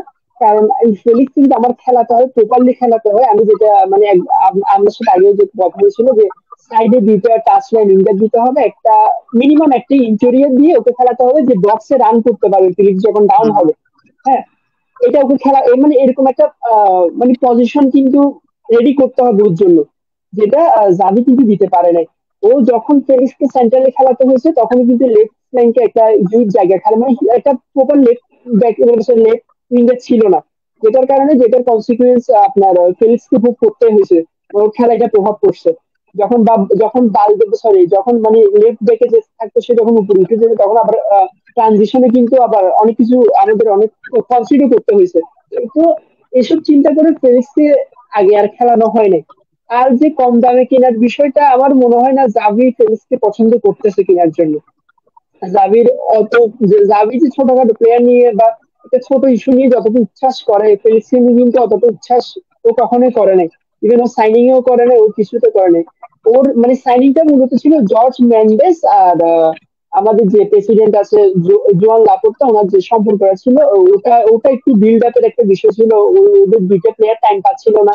একটা ছিল ওর ম্যানচেস্টার সিটিতে আপনার জো ক্যান্সেলো, আর এদিকে ছিল আহ, আপনার ফেলিক্স। দুইটাকে কিন্তু বার্সেলোনাও এনে দিছে এবং যে লাপোর্তা চাইতে না চাইতে নিছে। আর আরেকটা কথা হচ্ছে ফিলিক্সের কথা, একটা কথা আসছে যখন আমার ক্লাবে ফিলিক্স আছে, আমি গিউ যখন ভালো করতেছে, সাথে ফেরান আছে, হাবি জাবি আছে, আমার কিন্তু রক্ষে জানুয়ারিতে আনার উচিত কথা মানে আমার দরকারই ছিল না, দরকারই ছিল না এক্স্যাক্টলি। জানুয়ারিতে। আমার কিন্তু জানুয়ারিতে দরকার। এছাড়া আমরা আরেকটা ডিএম আনতে পারতাম লোনে, ডিএম লোনে ট্রাই করতে পারতাম, বা একটা ডিএম মানে ছোটখাটো একটা দিক থেকে যেমন লিভারপুল একটা এন্ডোকে আনলো, আমরা এরকম একটা ডিএম ট্রাই করতে পারতাম। ডিএম ট্রাই করতে পারতাম, কারণ আমাদের দেখলাম যে আমরা জানুয়ারি আস্তে আস্তে তো একটা শিওর হয়ে গিয়েছিল যে আমাদের মানে চ্যাম্পিয়ন্স লিগে একটা রাস্তাটা একটু ক্লিয়ার দেখা দেখা যাচ্ছে, রাস্তাটা একটু ক্লিয়ার হচ্ছে, বা চ্যাম্পিয়ন্স লিগে একটু আশা আছে। তো এটা আমরা ট্রাই করতে পারতাম, একটু প্ল্যান ওয়াইজ আগানো উচিত ছিল। আর ফিলিক্স মনে হয় না ফিলিক্সকে জাবি রাখতে চাইবে এখন আবার যদি ম্যানেজমেন্ট আর বোর্ড যদি কোন দলে গিয়ে ফিলিক্সকে রাখে, আবার যদি জাবি যদি ইগোস্টিক হয় বা এরকম আচরণ করে তাহলে তো বিষয়গুলো আবার বাজে হয়ে যাচ্ছে। আর ফিলিক্স আচ্ছা, কিন্তু ওরকম না, ফিলিক্স কিন্তু ডিরেক্ট মুখে মুখে বলে দিবে। হ্যাঁ ফিলিক্স আচ্ছা, কিন্তু এই যে জায়গাটা এই যে একটু একটা কোয়েশ্চেন করি। যেমন হচ্ছে জাভি যেমন হচ্ছে দানি ওলমোকে অনেক হাইলি রেট করে। সো দানি ওলমোর থেকে মানে আমার কাছে তো ফেলিক্স বেটার ভার্সন অনেক দিক থেকেই। দানি ওলমোকে দিয়া এমন কিছু আমি করাইতে মানে ফেলিক্সকে দিতে পারবো না, বা ওলমো সেগুলো পারবে এমন কিছু আমার কাছে মনে হয় যে খুব কম জিনিস আছে। সো ব্যাপারটা কি আসলে ধরলাম ফেলিক্সে নিলাম না, ঠিক আছে, বাট এর জায়গায় আমি দানি ওলমোকে যদি আনি বা আনার প্ল্যান করি, ডাজ ইট মেক সেন্স? এখন আসলে আমাদের একটু দেখতে হবে দানি ওলমোকে জাবি কেন চাচ্ছে। আমার কিন্তু আপনি যেটা বলেছেন আমার কিন্তু ফেলিক্স আছে, আমরা চাইলে নিকোকেও আনতে পারি যদি উইং এ ট্রাই করতাম, বা সেকেন্ড স্ট্রাইকার হিসেবে ট্রাই করতাম। আমাদের ফিলিক্স আছে, আর উইং এ ট্রাই করলে আমাদের বেটার অপশন নিকো আছে। তার উপর দানি ওলমোকে চাওয়ার আমার যে মূল কারণটা দেখি ওর যে ইন্টেরিয়রের প্রতি যে ফ্যাটিসটা, ওটা থেকে ও দানি ওলমোকে চাচ্ছে। এখন এটা আরো শিওর তখন হয়ে গেছে যখন দানি ওলমোর উপর জাভি সিমন্সকে ট্রাই করা হয়েছে, বা এখন করা হচ্ছে রিসেন্টলি। আমার সম্ভবত ট্রান্সফার উইন্ডো শুরু হওয়ার আগে জাভি সিমন্সের ডিলটা কনফার্ম হয়ে যাবে যে স্পিডে আগাচ্ছে বার্সেলোনা। তো আমার মনে হয় যে দানি ওলমোকে চাওয়ার কারণ হচ্ছে ইন্টেরিয়র, আর ইন্টেরিয়রে মনে হয় না দানি ওলমো অতটা বেটার হলেও হচ্ছে বেটার অপশন আমার মার্কেটে আছে। এই যে বললাম বার্নার্ডো সিলভা এখন যদি ইন্টার হিসেবে চাই, নিশ্চয়ই আমি দানি ওলমো থেকে তো অন্তত বেটার। এটা তো এটা তো ট্রুথ, এটা তো ফ্যাক্ট। দানি ওলমো থেকে বেটার এখন। আর আর ফিউচার চিন্তা করলে জাভি সিমন্স বেটার। এখন পজিশন ওয়াইজ যদি না মেলাই তাইলে তাইলে ফেলিক্স এর যে রোলটা, নিকোর যে রোলটা যদি ইন ফিউচার আসে, বা একটা লেফট উইঙ্গার বা দিয়াজ এর কথা হচ্ছে, দিয়াজ যদি আসে, বা জাভি সিমন্স বা ওলমো যদি আসে, ওদের তিনজনের রোল কিন্তু আলাদা। আমি ফিলিক্সের রোল বার্সেলোনাতেই দেখতেছি না, জাভি যতদিন আছে। আর নিকো আর ওর রোলটা কিন্তু আলাদাই আমি দেখতেছি। আচ্ছা, এই, এটাকে তাহলে আর একটু ইন্টারাপ্ট আর করি। যেমন হচ্ছে যেমন ধরো ফেলিক্স এর কিন্তু বেস্ট ভার্সন যদি আমি বলি, সে অনেক, তুমি ধরো মুলারের মতো, আমি চাইলে সেকেন্ড স্ট্রাইকার বা নাম্বার রোল, এই টাইপের রোলটাতে আমি তাকে হচ্ছে অনেক ভালোভাবে ফিট করাইতে পারবো, বা ইউজুয়ালি তারা ভালো খেলে থাকে।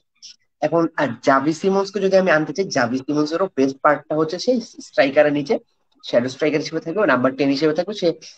চাইলে গেম প্লে হচ্ছে অপারেট করার ক্যাপাসিটি রাখবে, এবং সে স্কোরিং এ হচ্ছে সে সামর্থ্য রাখে। এখন জিনিসটা হচ্ছে বার্সেলোনাতে কি এখন বর্তমানে জাভি যে স্টাইলে খেলাচ্ছে, নাম্বার 10 বা সেকেন্ড স্ট্রাইকার যদি আমি বলি, এই দুইটা রোল কি এক্সিস্ট করতেছে, নাকি আমি জাভি সিমন্স কে এনে আবার মেকশিফট লেফট উইঙ্গার বানায় দিলাম?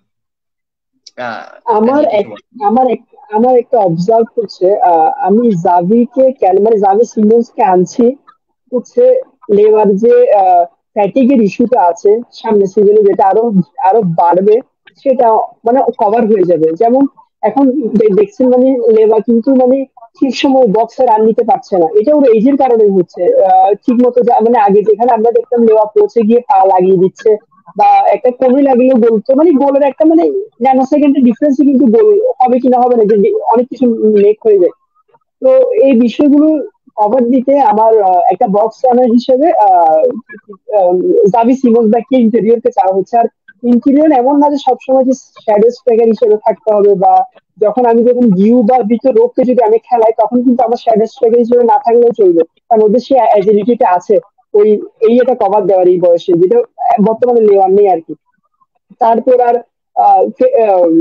সিমন্সের বিষয়টা হচ্ছে, সিমন্স কিন্তু তখন চাইলে আমাদের যে মাঝে মাঝে ম্যাক্সিমাম টাইম, মাঝে মাঝে না ম্যাক্সিমাম টাইম কিন্তু পেজ থাকে না।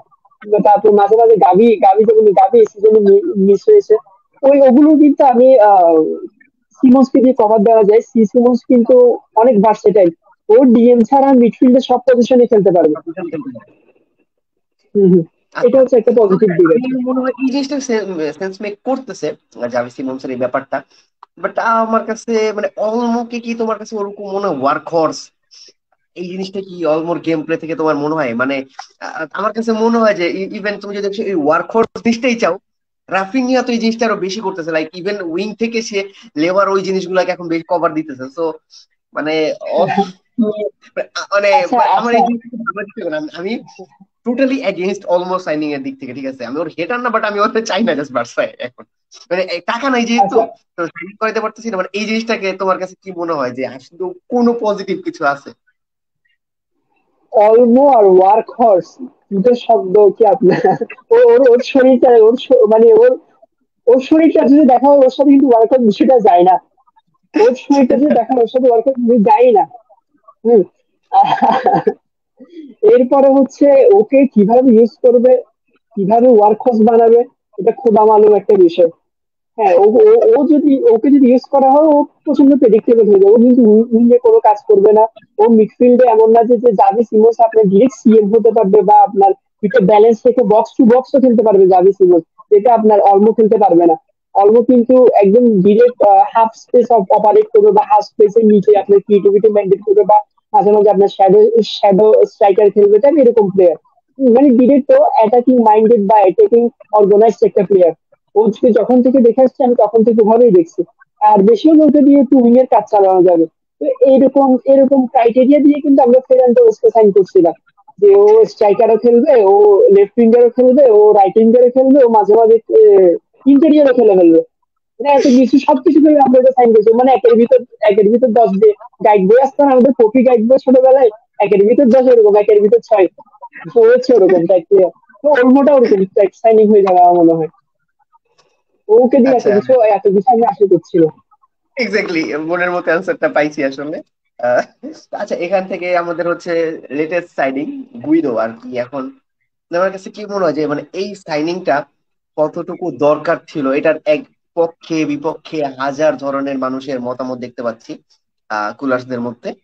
তোমার কাছে কি মনে হয় যে এক্স্যাক্টলি, অবভিয়াসলি এটা মোটামুটি জাবির সায় ছিল, যতটুকু আর কি জানতে পারছি জাবির সায় ছিল বলেই এই ডিলটা হয়েছে।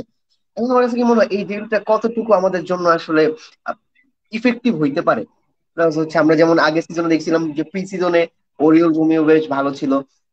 অনেক মানুষের মতে বুস্কেটস এর চিপ ভার্সন আমরা পেয়ে গেছি, টেনশনের কিছু নেই, এরকম অনেক কিছু দেখছি এক সময়। তো মানে এখন বাট একটা টাইমে যখন দেখা গেছে যে ইন্টেন্স ফুটবল যখন অপোজিশন খেলতে শুরু করছে, তখন রোমেও দেখা গেছে কোনো কাজেরই দিচ্ছেন। তো গুইদোর সাথে কেমন কিছু হইতে পারে, বা গুইদোকে আসলে খেলাবে নাকি মানে এই জন্য নিয়েছে সব যদি ইনজুরিতে পুরো ভ্যানিশ হয়ে যায়, সেক্ষেত্রে আমি গুইদোকে নামাবো এরকম কিছু। গুইদোর আপনি একটা পজিটিভ বলি, একটা নেগেটিভ বলি। হ্যাঁ, পজিটিভ বিষয়টা হলো ও আসছে, সবাই যেটা বলছো ব্যাকআপ ব্যাকআপ ব্যাকআপ, হ্যাঁ ব্যাকআপ ব্যাকআপ হিসেবে কিন্তু গুড একটা ওয়ার্ল্ড ওয়ার্ল্ড চ্যাম্পিয়ন একটা টিমের একটা প্লেয়ার, একটা মেন্টালিটি নিয়ে আসতেছে। এবং এবং ও যে এত আহামরি বাজে খেলে ওরকম না, ও কিন্তু অ্যাভারেজই কিন্তু ভালোই প্লেয়ার, ও কিন্তু ওকে দিয়ে লিগ চালানো যাবে, লিগ অন্তত চালানো যাবে। আমি লিগের বিষয়ে গুড নিয়ে আমি যে লিগটা আমি চালাতে পারবো। বিষয়টা হচ্ছে আহ এটা হচ্ছে পজিটিভ। এবার গুডের নেগেটিভ কথাটা, নেগেটিভ কথাটা হচ্ছে ও মোটেও কিন্তু আমাদের ব্যাকআপ প্লেয়ার না, ও আমাদের ব্যাকআপ সাইনিং না, ও কিন্তু আমাদের main signing, main DM signing. ও কিন্তু আমাদের মেইন ডিএম সাইনিং, এটা হচ্ছে নেগেটিভ একটা ইস্যু। এই যে মিডিয়া যে ঘোল খাওয়াচ্ছে ও ব্যাকআপ ব্যাকআপ ব্যাকআপ, আপনি আপনি এই গত এতগুলো ট্রান্সফার উইন্ডো গেছে, বা আপনার কি বিশ্বাস হয় বার্সেলোনা এক পজিশনে দুটো প্লেয়ার সাইন করবে? বিশ্বাস আই হয়? Don't think so, I don't think so. এখন জিনিসটা হচ্ছে, এইটা হচ্ছে ঝামেলাটা সব। হচ্ছে এই জায়গায়। হ্যাঁ, এখন এখন একটা জিনিস আসতেছে, ধরো মানে আর্জেন্টিনা টিমেও যেটা দেখা যায় যে মানে বল প্লেয়িং এর জন্য কিন্তু প্যারাডেসকে আর খেলানো হয়, এন্ড হচ্ছে গুইদোকে নামানো হয় তো যখন হচ্ছে আমার ডিফেন্সিভ সলিডিটির দরকার। কারণ বার্সেলোনায় যদি হচ্ছে আমি গুইডোকে খেলেছি, সে ডিফেন্সিভ সলিডিটি দিতে পারবে, বাট তার পাশে আমার ইদার পেদ্রি বা গুন্ডোগানের কিন্তু ফ্রেঙ্কি নিয়ে বলতেছি না, কারণ ফ্রেঙ্কি নিয়ে অনেক সেলিং রুমর চলতেছে, সো আপাতত এই জন্য ফ্রেঙ্কির নামটা নিচ্ছি না। সো তার মানে তার পাশে যদি আমি হচ্ছে পেদ্রি বা গুন্ডোগানকে রাখতে পারি, আহ, তোমার কাছে কি মনে হয় না এইখানে একটা সুন্দর সেট আপ করা সম্ভব একটি লিগের জন্য? হ্যাঁ আমি তো বলছি গুইদোর বল লিগে। প্লেইং কিন্তু এক্সপেকটেশন খুব বেশি একটা রেখে লাভ নেই। ও তোমাকে ট্রানজিশনে হয়তো ডিফেন্স করতে হেল্প করতে পারবে, বা ফুল ব্যাক গুলো যখন উপরে উঠে যাবে সে হয়তো নিচে ডিফেন্সে ওই হেল্পটা করতে পারবে। বাট হচ্ছে ওই বল প্লের এক্সপেকটেশনটা তার কাছে থেকে আসলে রেখে লাভ নেই, তো ওই হুম, হিসাবে হুম। বললাম। গুইদো হচ্ছে আপনারা এই যে ওনারা যে রিউমারটা হয়েছিল, হ্যাঁ ওনারা আসলে যে এরকম একটা সিচুয়েশন হতো অনেকটা টাইপ ওরকমই হবে, ওরকমই হবে। ও আপনাকে অতটা বল প্লেইং দিতে পারবে, বাট ওনারা থেকে একটু বেটার দিতে পারবে, আমি যতদূর আশা করি ওনারা থেকে একটু বেটার দিতে পারবে। বাট ওর একটা বিষয় হচ্ছে ওর আমি রিসেন্টলি ওর ওর স্টার্ট নিয়ে আমি সামনে বসছি, ওর ডুয়েলস এবং এই সিজনে ওর ডুয়েলস এবং ডিফেন্সিভ অ্যাকশন কিন্তু প্রচন্ড হাই। ওর ডুয়েলস এর ডিফেন্সিভ অ্যাকশন ভালো ছিল, আর বাকিগুলো কিন্তু বার্সেলোনার যে ক্রাইটেরিয়া এগুলো ম্যাচ করে, যেমন প্রোগ্রেসিভ পাস, বল ক্যারি, এগুলো ও একদম একদম জঘন্য বলতে গেলে। বাট ওর হম। যে বিষয়টা, যে ও ডিফেন্সিভ সলিডিটি দিবে কিনা, সেটা যদি ও করতে পারে, যে ও যদি কনফার্ম করতে পারে যে আমি দিচ্ছি, বা ইস্যুটা যদি ক্লিয়ার করতে পারে, তাহলে তার সাথে আর যদি আমি ফ্র্যাঙ্কিকে রাখি, সাপোজ আমি ফ্র্যাঙ্কিকে বিক্রি করলাম না, ফ্র্যাঙ্কিকে রাখলাম একটা ডবল পিভট হিসেবে, বা আমরা ফ্র্যাঙ্কিকে যেটা দেখেছি আয়াক্সে ওভাবে রাখলাম, ওভাবে রাখার পর আমি ভালো আউটপুট আমি আশা করি আমি পাবো। এছাড়া গাভির যে বিষয়টা, কিছুদিন আগে আপনার সাথে আমার কথা হচ্ছিল যে গাভিকে যদি আমি খেলাই, ওখানে কিন্তু গাভির পজিশনাল ওয়াইজ বা গাভির গ্রোথ ওয়াইজ অনেক কিছু, অনেক কনসিকুয়েন্স ওকে ফেস করতে হবে। যেমন আমরা জানি যে গাভি কিন্তু মানে ও কিন্তু পুরো মাঠ ঘুরে বেড়ানোর প্লেয়ার, একটা স্বাধীন একটা প্লেয়ার। ওকে যদি আমি যদি ফোকাস করে দিই যে তুমি ওর সাথে থাকবে, তুমি গুইদোর সাথে থাকবে, গুইদোর যে বল ডিস্ট্রিবিউশনের বিষয়গুলো আছে ওগুলো তুমি সলভ করবে, যেটা একসময় আমরা বুস্কেটস এর ইস্যুটা আমরা ফ্র্যাঙ্কিকে দিয়ে ওভারকাম করানোর চেষ্টা করতাম, ওখানে কিন্তু ফ্র্যাঙ্কির একটা বাজে সিজন গেছে, আপনার বুস্কেটস একটা বাজে সিজন গেছে। তো ঘুরে ফিরে দেখা যাবে যে মানে আহ, গাভী গাভীর সিজনটাও বাজে যাবে, বা গাভীর গ্রোথও এটা সমস্যা করতে পারে। তো গাভীর আমরা যে ওই অ্যাগ্রেসিভনেসটা দেখতাম, যে গাভী যে দৌড়ায় চলে যেত বা কিন্তু পজিশন গাভিকে যে আমার মানে গুইদোর পাশে গাভিকে কেন দরকার, লাইক আমি তো পেদ্রিকে ইউজ করতে পারতেছি, কারণ হচ্ছে পেদ্রি আমার কাছে মনে হয় ডাইনামিক। যদি আমি গেম প্লের কথা বলি, গাভি পেদ্রির থেকে অনেক বেশি ডাইনামিক। ঠিক আছে, সো আমি হুম, গাভিকে ওর রোলটা স্যাক্রিফাইস না করে, পেদ্রির যেহেতু সে ডাইনামিক ওরকম ইফেক্টিভ না, বাট তার মধ্যে যেরকম বল ডিফেন্সিভলিও পেদ্রি বল উইন করতে পারতেছে, তার বল ডিস্ট্রিবিউশন ভালো, লাপোজা সে ইউজ করতে পারে, মাস্টার করে ফেলছে সে। তো আমার কাছে কি মনে হয় না যে আমি যদি হচ্ছে এই জিনিসটা করতে পারি, লাইক হচ্ছে গুইদোর সাথে হচ্ছে আমার সাথে থাকবে হচ্ছে আইদার পেদ্রি অর ফ্রেঙ্কি, উপরে হচ্ছে আমি গাভি অর গুন্দোগান এইভাবে যদি খেলাই, এই সেট আপটা কি ওয়ার্ক করতে পারে? মানে তাহলে মানে আমি এইটা বলতে চাইছি যে গুইডো হ্যাঁ, গুইডো সাইনিং আমাদের লিগে আসলে মানে এই 38 ম্যাচের জন্য আসলে পারফেক্ট সাইনিং কি চ্যাম্পিয়ন্স লিগের জন্য আমি আসলে শিওর না। এই জন্য আর কি লিগের কথা বলতেছি। আমি গুইদোর সাইনিংটা লিগ ওয়াইজ কিন্তু পারফেক্ট আমি ধরতেছি, বাট যখন পেদ্রির সাথে চলে আসতেছে, পেদ্রির সাথে আসলে একটা বিষয় কি হয়, ও কিন্তু আপনার মাঝে মাঝে, মাঝে মাঝে ও কিন্তু হাফ স্পেস অপারেট করবে আপনার, আপনার মানে ক্রিয়েটিভিটি গুলি ইস্যু গুলো অপারেট করবে। ওকে যদি আমি গুইদোর সাথে রাখি, বা গুইদোর যে মানে বল প্লেইং অ্যাকশনস গুলো ওকে কভার দেওয়া লাগে, সেখানে কিন্তু ওর ক্রিয়েটিভিটি গুলো কিন্তু হ্যাম্পার হবে। এখন সেটা একটা দিয়ে কভার দেওয়া যায়, সেটা হচ্ছে আমার যদি ওর নাম কি জাভি সিমন্সের সাইনিংটা ক্লিয়ার হয়। সেটা জাভি সিমন্স যদি উপরের দিকটা দেখে, তখন কিন্তু ফ্র্যাঙ্কলি পেজদিকে অতটা চিন্তিত হতে হচ্ছে না আমাকে সবসময়, যে ওই ক্রিয়েটিভিটির কথাটা চিন্তা করতে হবে না, যে আমাকে এতটা ক্রিয়েটিভ থাকতে হবে, আমাকে এত মানে এটা ডেলিভার করতে হবে, নাইলে ওখানে লেফট ফ্ল্যাঙ্কটা ক্রিয়েটিভিটিহীন হয়ে যাচ্ছে, ক্রিয়েটিভিটি লেস হয়ে যাচ্ছে, ওগুলো ওর মাথা থেকে ঝেড়ে ফেলতে পারবে। তো এখন ওই জাভি সিমন্স সাইনিং এর উপর নির্ভর করছে এটা আসলে কাজ করবে কিনা করবে না, আমার যদি মনে হয় আর কি। আচ্ছা আচ্ছা, ঠিক আছে ভাই, ব্যাপারটা নিয়ে মোটামুটি একটা আইডিয়া পাওয়া গেল। আচ্ছা, এখন মানে আমাদের একটা আরেকটা হট কেক সাইনিং হয়তো হইতে পারে, সেটা হচ্ছে নিকোকে নিয়ে কথা হইতেছে। এখন আমি তোমাকে হচ্ছে একটা সিচুয়েশন দিচ্ছি এরকম যে নিকোর ফিটনেস ইস্যু কিন্তু খুবই বাজে। এখন তোমার কাছে কি মনে হয় না যে মানে এই ডেম্বেলে 2.0 হওয়ার একটা সম্ভাবনা কি আছে? আহ, এখন নিকের কথাটা বাদ দিয়ে আমি নিকের অল্টারনেটিভ কয়েকটা অপশন দিই। প্রথম হচ্ছে আপনার নিউসা, ওই ওর নাম কি যে অ্যান্টোনিও নিউসা, অ্যান্টোনিও নিউসা। তারপর হচ্ছে লুইস দিয়াস। লুইস দিয়াস যদিও এটা পসিবল না, আমি লুইস দিয়াসটা বাদ দিলাম। ওই অ্যান্টোনিও নিউসা আর হচ্ছে আমাদের নিকো গঞ্জালেস। এখন ড্রিবলার দুজনই ভালো ড্রিবলার, দুজনই মোটামুটি মোটামুটি অ্যাসিস্ট্যান্ট অ্যাবিলিটি আছে, গোলের হালকা পাতলা অ্যাবিলিটি আছে, যদিও নিউসা একটু ইয়ং এজ। কিন্তু ড্রিবলিংটা ভালো, দুজনেরই ভালো, দুজনের ড্রিবলিং ভালো। কথা হচ্ছে দুজনই কিন্তু ইনজুরি প্রোন। আমি যদি ওকে না এনে একে আনি, আমার কিন্তু ঠিক ঘুরে ফিরে সেমটাই হচ্ছে। এখন কে আমার ডেম্বেলে হবে, কে আমার এমবাপ্পে হবে, এটা তো টস ছাড়া আমি বুঝতে পারতেছি না। ডেম্বেলে আর এমবাপ্পে আমরা এভাবে কিন্তু মিস করছিলাম। মানে আমি এই জিনিসটা বলতে চাচ্ছি, নিকোর লা লিগা এক্সপিরিয়েন্স আছে, সে মোটামুটি সব টাইপের টিম গুলোর সাথে সে খেলে ইউজ টু, বাট তার সব থেকে বড় সমস্যা হচ্ছে সে ইনজুরি প্রোন। এখন জিনিসটা হচ্ছে, তুমি লেফট উইং তোমার কেনার সামর্থ্য আছে শুধুমাত্র একটাই। এখন তুমি যদি হচ্ছে তাকে কিনে যদি হচ্ছে ম্যাচ টাইমে না পাও, এটা কিন্তু একটা বড় রিস্ক থেকে যায় না? যাকে তুমি হচ্ছে খুব ভরসা করে কিনছো, সে পারফর্ম করলো কি করলো না সেটা হয়তো আলাদা ব্যাপার, সেটা হয়তো ট্যাকটিক্যাল ব্যাপার, তার নিজের সাথে ট্যাকটিক্স এর কতটুকু মিলতো সেটার ব্যাপার, বাট তার অ্যাভেইলেবল থাকার যে ব্যাপারটা, এইটা কি হচ্ছে একটা মানে কনসার্নিং মানে কোয়েশ্চেন জায়গার মতো একটা ব্যাপার না? আমাদের কি মুভ করা উচিত ওর দিকে, নাকি হচ্ছে মানে থেমে থাকা উচিত? কারণ ধরো তুমি 50 মিলিয়ন দিয়ে তাকে কিনছো, তার ট্যালেন্ট নিয়ে ডাউট নেই, সে ভালো ড্রিবলার, তার পেস আছে, বাট ওই যে এখন ধরো বিগ ম্যাচ একটা চলে আসছে, এখন সেই তাকে কি তুমি অ্যাভেলেবল, মানে অলরেডি আমাদের মধ্যে অনেক ইনজুরি প্রোন প্লেয়ার, যেমন হয়তো গাভির হয়তো জিনিসটা চলে আসতেছে, ফ্রেঙ্কিও এখন হুটহাট ইনজুরিতে পড়ে যেতেছে, পেদ্রিও ইনজুরিতে পড়ে যেতেছে, মানে ইনজুরি প্রোন স্কোয়াড হয়ে যেতেছে না? বা এটার মধ্যে কি আরেকটা ইনজুরি অ্যাড করা কি মানে সে যত ট্যালেন্টেড হোক, বাট এটা কি সেন্স মেক করবে? আপনার একটা মানে এই রিলেটেড একটা কথা বলি, আমরা যে ওকে ইনজুরি বিষয়টা দেখে আমরা আনবো কিনা। আহ, যখন হালান্ড সাইনিং হচ্ছিল, তখন কয়েক দফায় কিন্তু ম্যানচেস্টার সিটি ওর ইনজুরি রিপোর্ট ডরটমুন্ড থেকে চেয়ে পাঠিয়েছিল। ডরটমুন্ডের যে মেডিকেল টিমটা ছিল ওদের কাছে কয়েক দফায় চেয়ে পাঠিয়েছিল, জাস্ট একবার না কিন্তু কয়েক দফায় চেয়ে চেয়ে পাঠিয়েছিল, যে ওকে মানে ওকে ওর ওর উপর যে আমি ইনভেস্ট করতেছি। হ্যাঁ, ওর ওর টেবিলের নিচে তো একটা হিউজ টাকা নষ্ট হয়েছে, টেবিলের উপরে তো আমরা দেখছি 60 মিলিয়ন, বা টেবিলের নিচে ডবল নষ্ট হয়েছে। তো এত বড় যে আমরা রিস্ক নিচ্ছি, এটা কি আসলে ইয়া কিনা। তো এখন বার্সা কি এটা করে? আমি কিন্তু জানি না বার্সা করে কিনা, বা আমি শুনি নাই কখনো, বা মেডিকেল নিয়ে এত ঘাটাঘাটি করছে। হ্যাঁ।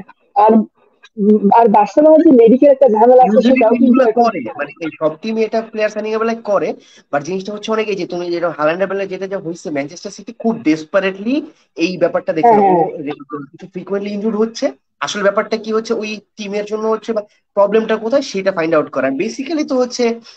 একটা প্লেয়ারের যে সময় প্রোফাইল বা হুম। পোর্টফোলিও যখন হয়, তখন ইনজুরির বা ওই ব্যাপারগুলো নিয়ে থাকে, বাট হচ্ছে ওই যে ওইরকম ডেসপারেটলি বা নিকোর ওই জিনিসটা, বুঝতে পারছো তুমি কি মিন করছো?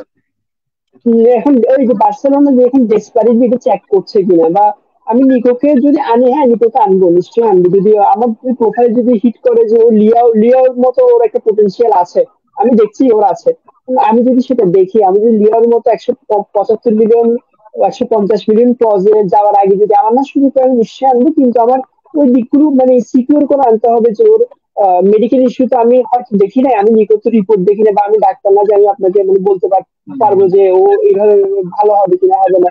হয়তো ধরুন ধরেন বাচ্চা চাইলে নিকোর গুলো, নিকোর রিপোর্ট আনতে পারে বা নুসার রিপোর্ট আনতে পারে, সাথে লুইস দিয়াসের রিপোর্ট আনতে পারে, কম্পেয়ার করে দেখতে পারে যে কারটা বেটার বা কার মানে কার ইনজুরিতে বেশি ইফেক্ট ফেলার সম্ভাবনা আছে ইন ফিউচার।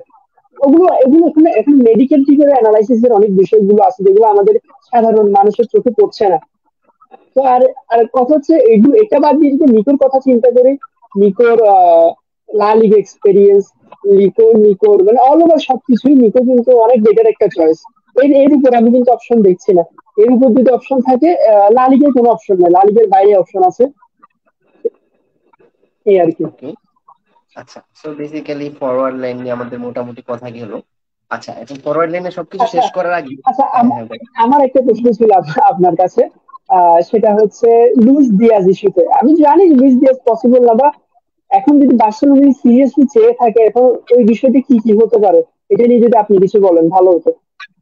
আচ্ছা, লুইস দিয়াজের যে ব্যাপারটা এখন যদি হচ্ছে, আর আমাকে যদি বলে, আমি যদি টাকার ইস্যুটা সাইডে রাখি, যে হচ্ছে বোর্ড কোনোভাবে সেটা ম্যানেজ করবে, এখন যদি হচ্ছে প্রোফাইলের ব্যাপারটা যেটা আসি, লুইস দিয়াজ হচ্ছে আমি যদি লিভারপুলের যে ব্যাপারটা দেখতেছি, সে টাচ লাইন, সে হচ্ছে পিচের যে উইডথ সেটা মেনটেন করতেছে যখন আমার টিম অ্যাটাকে যাইতেছে। ফার্স্ট অফ অল বেসিক কিছু জিনিস বলি, যেটা হচ্ছে আমরা জানি যে আমরা সময় অ্যাটাকে গেলে কি করবো, পিচটাকে বড় করবো, আমরা যখন ডিফেন্সে যাবো পিচটাকে ছোট করার চেষ্টা করবো, বেসিক দিন।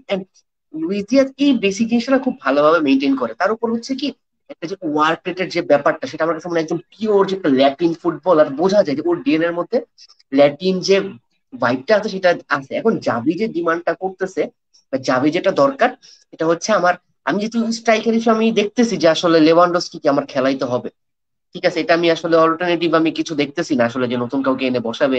রোকেকেও হয়তো ওরকম বসাবে না, ইউকে ওরকম বসাবে না। সো আমার আসলে দুই পাশ থেকে ওরকম সাপোর্ট লাগবে, যে যেটা হচ্ছে আমরা, আর যদি একটু ন্যাশনাল টিমের দিকে তাকে, আর্জেন্টিনার মেসি কিন্তু হচ্ছে প্রেস করে না, বাট তার হচ্ছে ফরওয়ার্ড লাইন থেকে কিন্তু তার হয়ে প্রেস গুলো হয়তো আইদার আলভারেজ করতেছে, বা ওই সাইড থেকে হয়তো আমরা দেখতে পাচ্ছি যে নিকো গঞ্জালেস করতেছে, বা হচ্ছে মিডফিল্ড থেকে এসে হচ্ছে করতেছে। বেসিক্যালি আমার কাছে মনে হয় যদি লেভানডস্কিকে আমার খেলাইতেই হয়, তার যে হচ্ছে ওই যে আমার এরিয়া কভারের যে ব্যাপারটা, সেটা লুইস দিয়াস খুব ভালোভাবে করতে পারবে। And he got that dribbling, he can support in the defence. যদি আমি হচ্ছে ক্যান্সেলকে ধরলাম, কিনে রাখছি, বা আমি বালডেকেও যদি খেলাই, আমরা জানি দুজনের খুব একটা ভালো অ্যাট্রিবিউটস হচ্ছে, তারা অ্যাজ এ উইঙ্গার এর মতো প্লে করতে যায়। যদি হচ্ছে বাল্ডের ক্ষেত্রে হচ্ছে সে ওয়ান ডাইমেনশনাল হয়ে যায়, বাট ধরলাম আমি ক্যান্সেলকে নিয়ে রাখছি। সো যদি হচ্ছে আমি সেখানে ট্রানজিশনে বল লুজ করলাম, এখন সে আমার অপোজিশন অ্যাটাকে চলে আসছে, Diaz could be the solution, যে এখানে আমাকে ইনস্ট্যান্ট, আমার যদি হচ্ছে লেফট ব্যাক যদি সেখানে উপরে থেকে যায়, ডিফেন্সিভ সলিডিটা দিতে পারবে। এই ক্যাম্পাস আমার কাছে মনে হয় যে তার ফিনিশিং হয়তো একটু সাস, এই জিনিসটা নিয়ে আসলে অনেকের কমপ্লেইন থাকতে পারে, বাট ইউনো একটা প্লেয়ারের আসলে আপনি হয়তো ভালো অনেক কিছুই দেখার আছে আসলে, সবাই যদি হচ্ছে দেখে, দেখার অনেক কিছু আছে। বাট আমার কাছে মনে হয় যে এরকম একটা প্রোফাইল যদি আমার কাছে মানে ইস্যু না হয়, আমার জন্য দিয়াস অনেক বেশি প্রিফারেবল। কারণ হচ্ছে আমি যদি হচ্ছে ক্রিচার কথা বলি, লিয়ার হচ্ছে আবার হচ্ছে এই ড্রিবলিং বলি বা হচ্ছে পেস, এই জিনিসটা হচ্ছে লিয়া হয়তো আগানো থাকবে, বাট আমার কাছে মনে হয় যদি একটা ওভারঅল কম্বো যদি আমি চাই, মানে আমি যদি বলি লিয়ার কিন্তু হচ্ছে স্কোরিং, বা নিকোর স্কোরিং, বা ক্রিচার স্কোরিং, এগুলো কিন্তু খুব বেশি একটা না। এখন ফুটবলকে যদি জাস্ট আমি স্কোরিং দিয়ে মাপি, এটা কিন্তু হয় না। আমরা টেকনিক্যাল ব্যাপার নিয়ে যারা একটু ঘাঁটি, তাহলে it's not about scoring just. So ব্যাপারটা হচ্ছে আমার কাছে কি মনে হয় না, দিয়াজ এই জিনিসটা মানে মোটামুটি সব দিক থেকে কিছুটা ব্যালেন্স করে আসলে তার প্রোফাইলটা। সো আমার কাছে মনে হয় যে দুই সাইড থেকে যদি আমি লামিন এন্ড দিয়াজকে দিয়ে যদি হচ্ছে খেলাইতে পারি, and মাঝখানে যদি আমার কাছে কি বলে লেভানডস্কি থাকে, and লামিনের সাথে যদি আমি রাফিনিয়াকেও যদি আনতে পারি, আমার কাছে মনে হয় যে ওই যে একটা ব্যাপার আমি হচ্ছে বলি সবসময়, যে হাঙ্গারটা, আমার দল পিছিয়ে আছে, আমার হচ্ছে আমি এটাকে যাচ্ছি অল আউট, আমি যখন এটাকে যাইতে পারবো, আমার সময় আবার ওই সময় যদি দিয়ে আমার বল লুজ করতেছি, আমার আবার ডিফেন্স করতে হইতেছে। মানে ওই যে একটু আমি যদি বলি উদাহরণস্বরূপ পেদে ভালভার্দে টাইপের যে ব্যাপারটা, ওই টাইপের হচ্ছে ব্যাপারটা আমার কাছে মনে হয় যে দিয়াজ ক্যারি করে, তার মধ্যে ওই ব্যাপারটা আছে। And Fede Valverde without having any kind of special skills, মানে আমি তাকে অসম্মান করছি এমন না, আমি পেদে ভালভার্দে আমার খুব পছন্দের একটা প্লেয়ার, বাট জিনিসটা হচ্ছে যে তার মধ্যে ওই এক্সেপশনাল কিছু না থাকার পরেও সে অনেক কিছু ডেলিভার করতে পারে।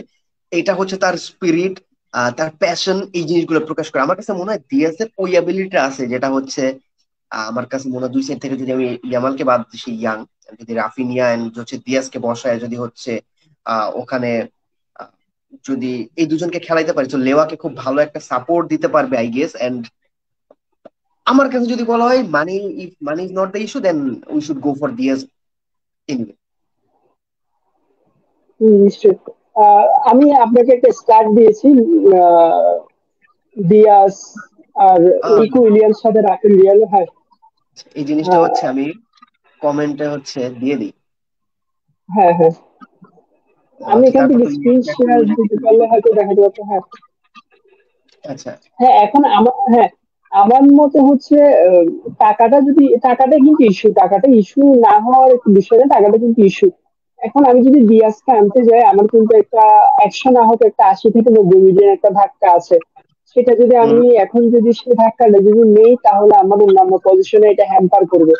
আমার এটা হয়তো ক্যান্সেলকে রাখার সময় হ্যাম্পার করতে পারে, বা আমি যদি একটা ডিএম বা একটা ইঞ্জিনিয়ার আনার কথা চিন্তা করি, সেক্ষেত্রে হ্যাম্পার হতে পারে, অনেক দিক দিয়ে হ্যাম্পার হতে পারে। আমি যদি লুইস ডিয়াজকে এখন মানে রাখতেই চাই, এরকম যদি হয়, এটা হ্যাম্পার হবে। তো এখন সেটা দেখছি, এখন যদি আমার যদি নিকট যদি প্রোফাইলটা, যদি ইনজুরি প্রোফাইলটা যদি আমার ইমপ্রেসিভ মনে হয়, বা আমার যদি মেডিকেল টিম যদি ওকে বলে, তাহলে আমার নিকোর জন্য, আমি নিশ্চয়ই নিকোর জন্য যাবো। আর যদি তারপরে যদি টাকা ইস্যু হয়, যে আমার ইস্যু মানে 25 বা 20 মিলিয়ন, তাহলে আমি অ্যান্টোনিও লুসার জন্য যাবো। এই আর কি। ঠিক আছে। আচ্ছা, সো হচ্ছে ফরওয়ার্ড লাইনে আমরা এই ব্যাপারটা এখন যদি ফরওয়ার্ড লাইনে কাউকে স্যাক্রিফাইস করতে হয়, আমরা যেরকমটা রুমার শুনতেছি, ইট কুড বি রাফিনিয়া। তোমার কাছে কি মনে হয় যে রাফিনিয়াকে সেল করা বেশি সেন্স মেক করে? এখন বার্সা কি করবে না করবে সেটা আমরা জানি, সে ফেরান তোরেসকে রাখবে। যদি ফরওয়ার্ড লাইন থেকে কারো সেল হওয়া লাগে, সেটা রাফিনিয়াকে হয়তো চুজ করবে এখন। বাট তোমার কাছে কি মনে হয় যদি আমার কাছে অপশন থাকে ফেরানকে এন্ড রাফিনিয়া দুজনকে সেল করার, আপনি কি হচ্ছে আহ আমি এখন বিষয়টা হচ্ছে, আহ, আমার মেক করতে হবে মানি, মেক করার বিষয়টা আমার কিন্তু ফ্র্যাঙ্কি থেকে আমি আনতে পারতেছি। ফ্র্যাঙ্কি যদি সেল হয় বা একটা বিগ সেল হয়, আমার ওখান থেকে কিন্তু মিনিমাম 60-এর মতো আশা করা যায়। এরপরও যদি আমার মানি লাগে, আমার কিন্তু মানে স্পন্সর টাকা আছে, নাইকি টাকা আছে আমার, তারপর লিভেরের টাকা আছে, লিভেরে যে 40 মিলিয়ন বকেয়া আছে, সেটা খুব সম্ভবত সামনের সিজনে ওরা পরিশোধ করবে। আমরা কিন্তু ওয়ান অন ওয়ানে চলে যাবো যদি ফ্যান্সি সেলটা হয়। এখন এরপরে ছোটখাটো সেল এরিক গার্সিয়া আছে, এরিক গার্সিয়া কি ইজিলি আমি বর্তমান এরিক গার্সিয়া, জিরোনার এরিক গার্সিয়া, তাকে আমি আশা করা যায় 20 মিলিয়ন প্লাস দিয়ে সেল দিতে পারবো। সেল দিতে তারপর পারবো, আর রিসেন্টলি জাভি হচ্ছে তাকে sell দিতে চাচ্ছে না। এখন এই জিনিসটা হচ্ছে আমি আসতাম, যেহেতু টপিকটা চলে আসছে এর মধ্যেই তোমাকে জিজ্ঞেস করে ফেলি। আমার কাছে পায়ে আসতেছে, আমার কাছে কুবার্সি আছে, আমার এরিক গার্সিয়াকে কেন দরকার? আমার কাছে ক্রিশ্চিয়ানসেন আছে, যেহেতু হচ্ছে আমি একটা উইদোকে কিনে ফেলছি।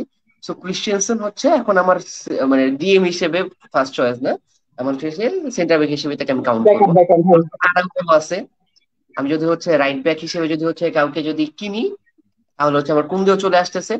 বা যদি কোন দিকে নাও কাউন্ট করি, রাইট ব্যাক হিসেবে ধরলাম, বাট আমার কাছে এনাফ অপশন আছে। Why Garcia?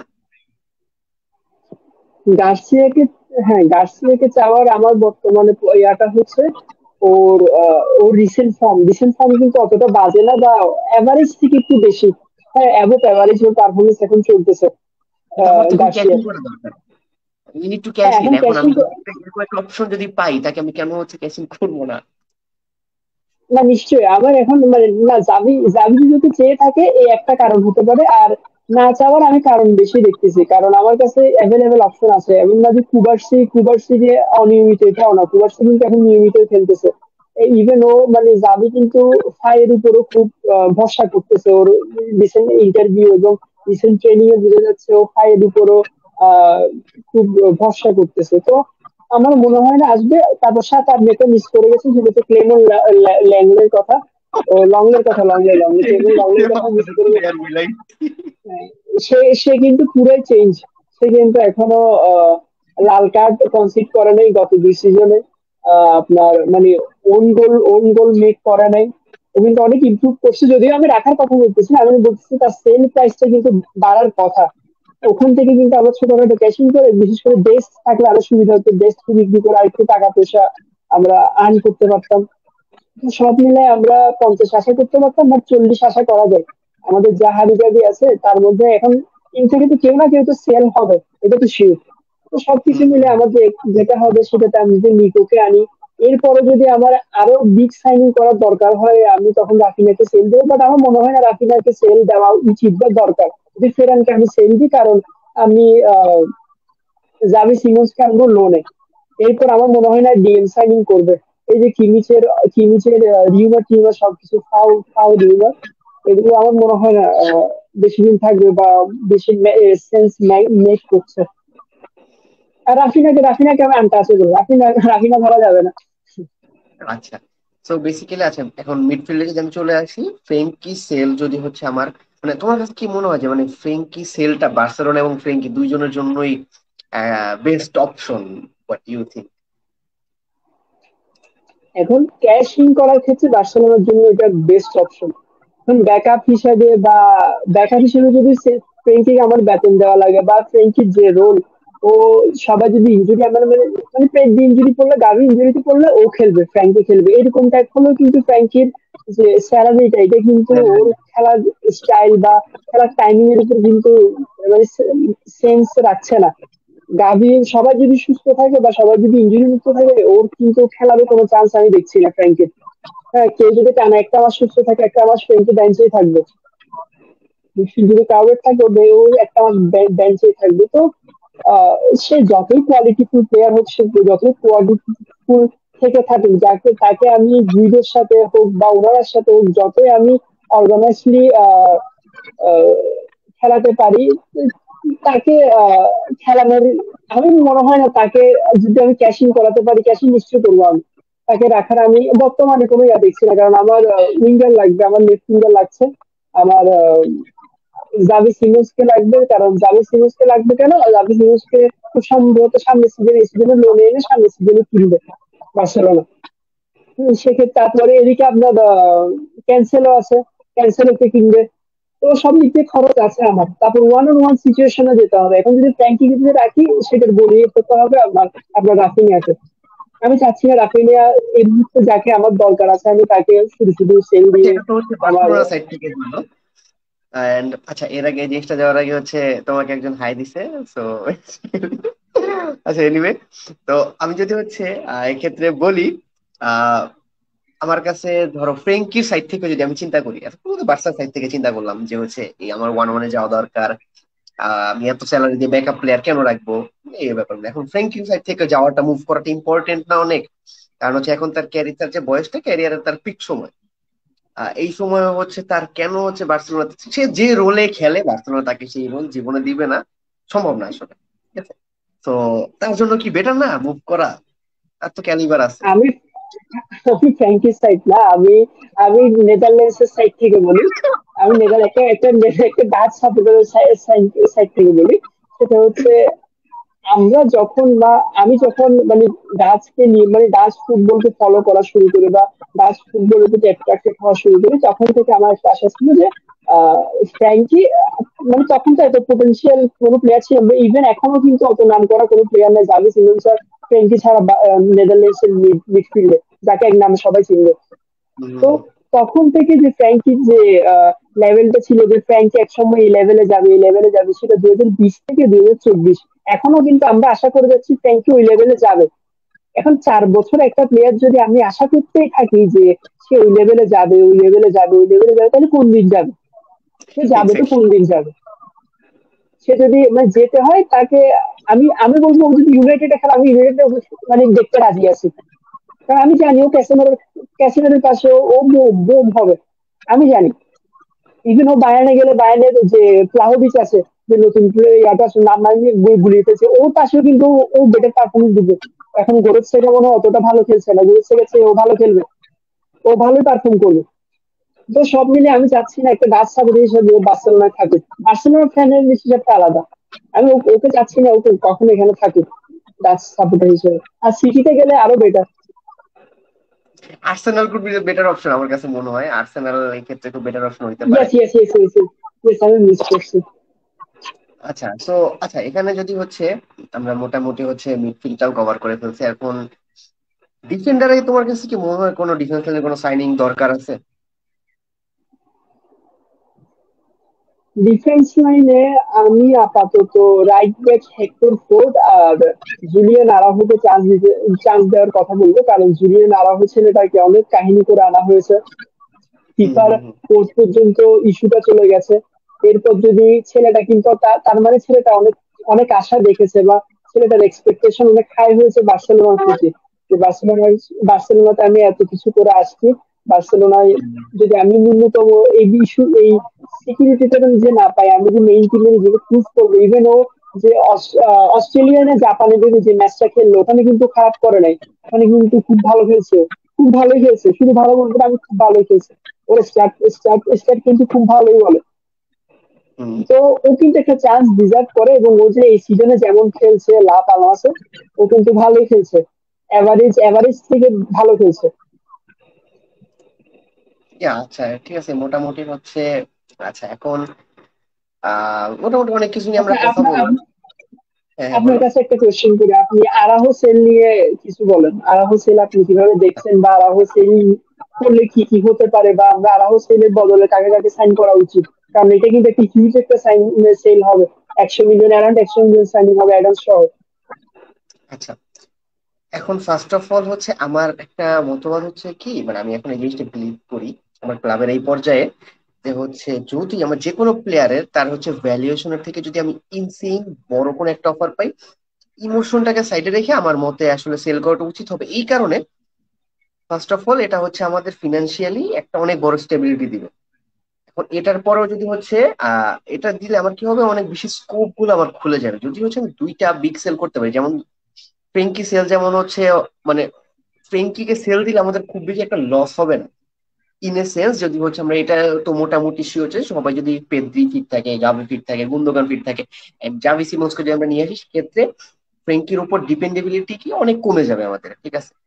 সো বেসিক্যালি আহ এই জিনিসটাতে হচ্ছে আমি যদি ফিল করি যে এটা ফ্রেঙ্কির সাথে সাথে আমি যদি হচ্ছে আরাউখোকে সেল করতে পারি, যেহেতু হচ্ছে আরাউখোর পারফরমেন্স খুব বেশি একটা কনসিস্টেন্ট না। এখন কনসিস্টেন্ট না এই সেন্সে কেন বলতেছি, হচ্ছে আমি বার্সেলোনা থেকে মানে যেটা আমি আমার ডিমান্ড করতেছি আসলে, আরাউখো আমাদের হোম বয়, আমাদের অনেক আবেগ, ঠিক আছে, আমাদের ফিউচার লিডার, আমরা অনেক কিছু ধরে রাখছি।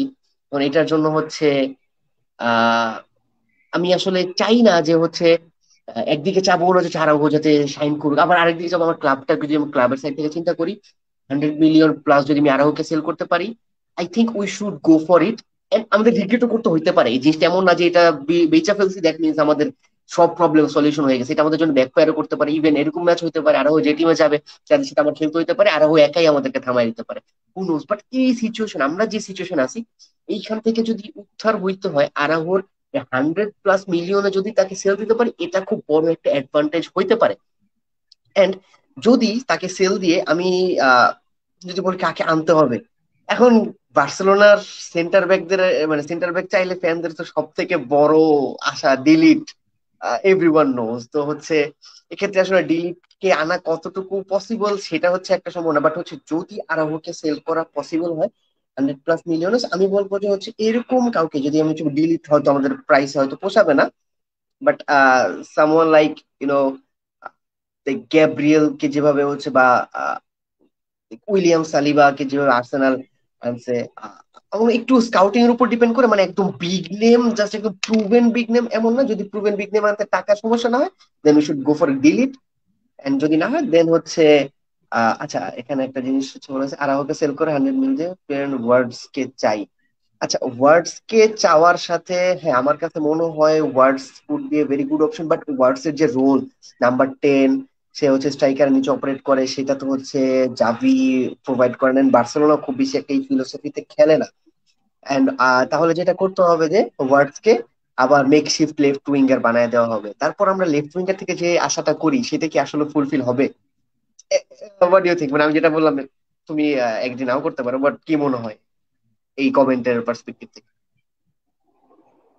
এখন উইসির যে কথাটা বলেছে, সেটা যদি আমি ধরি, সেটা হচ্ছে আমি কিন্তু জাভি সিমন্সকে আনছি, জাভি সিমন্সকে আনছি ওই রোলটা খেলানোর জন্য, যে ইঞ্জুরির রোলটা খেলার জন্য। এখন যদি আমি যদি উইসকে 100 মিলিয়ন খরচ করে ওই ইঞ্জুরির রোলটা খেলার জন্য আনি, যেখানে আমার অল্টারনেটিভ হিসেবে জাভিকে আমি ফ্রি, মানে ফ্রি বলবো না, জাভি সিনিয়র্সকে আমি খুব কম প্রাইসে পাচ্ছি, হয়তো 50-তে পাবো বা 40-তে পাবো লোনে যদি এনে এনে ওকে নিয়ে ফেলে ওকে আমি 40-তে বা 45 বা 50-তে আমি দাঁড়িয়ে একদম 50 ধরলাম।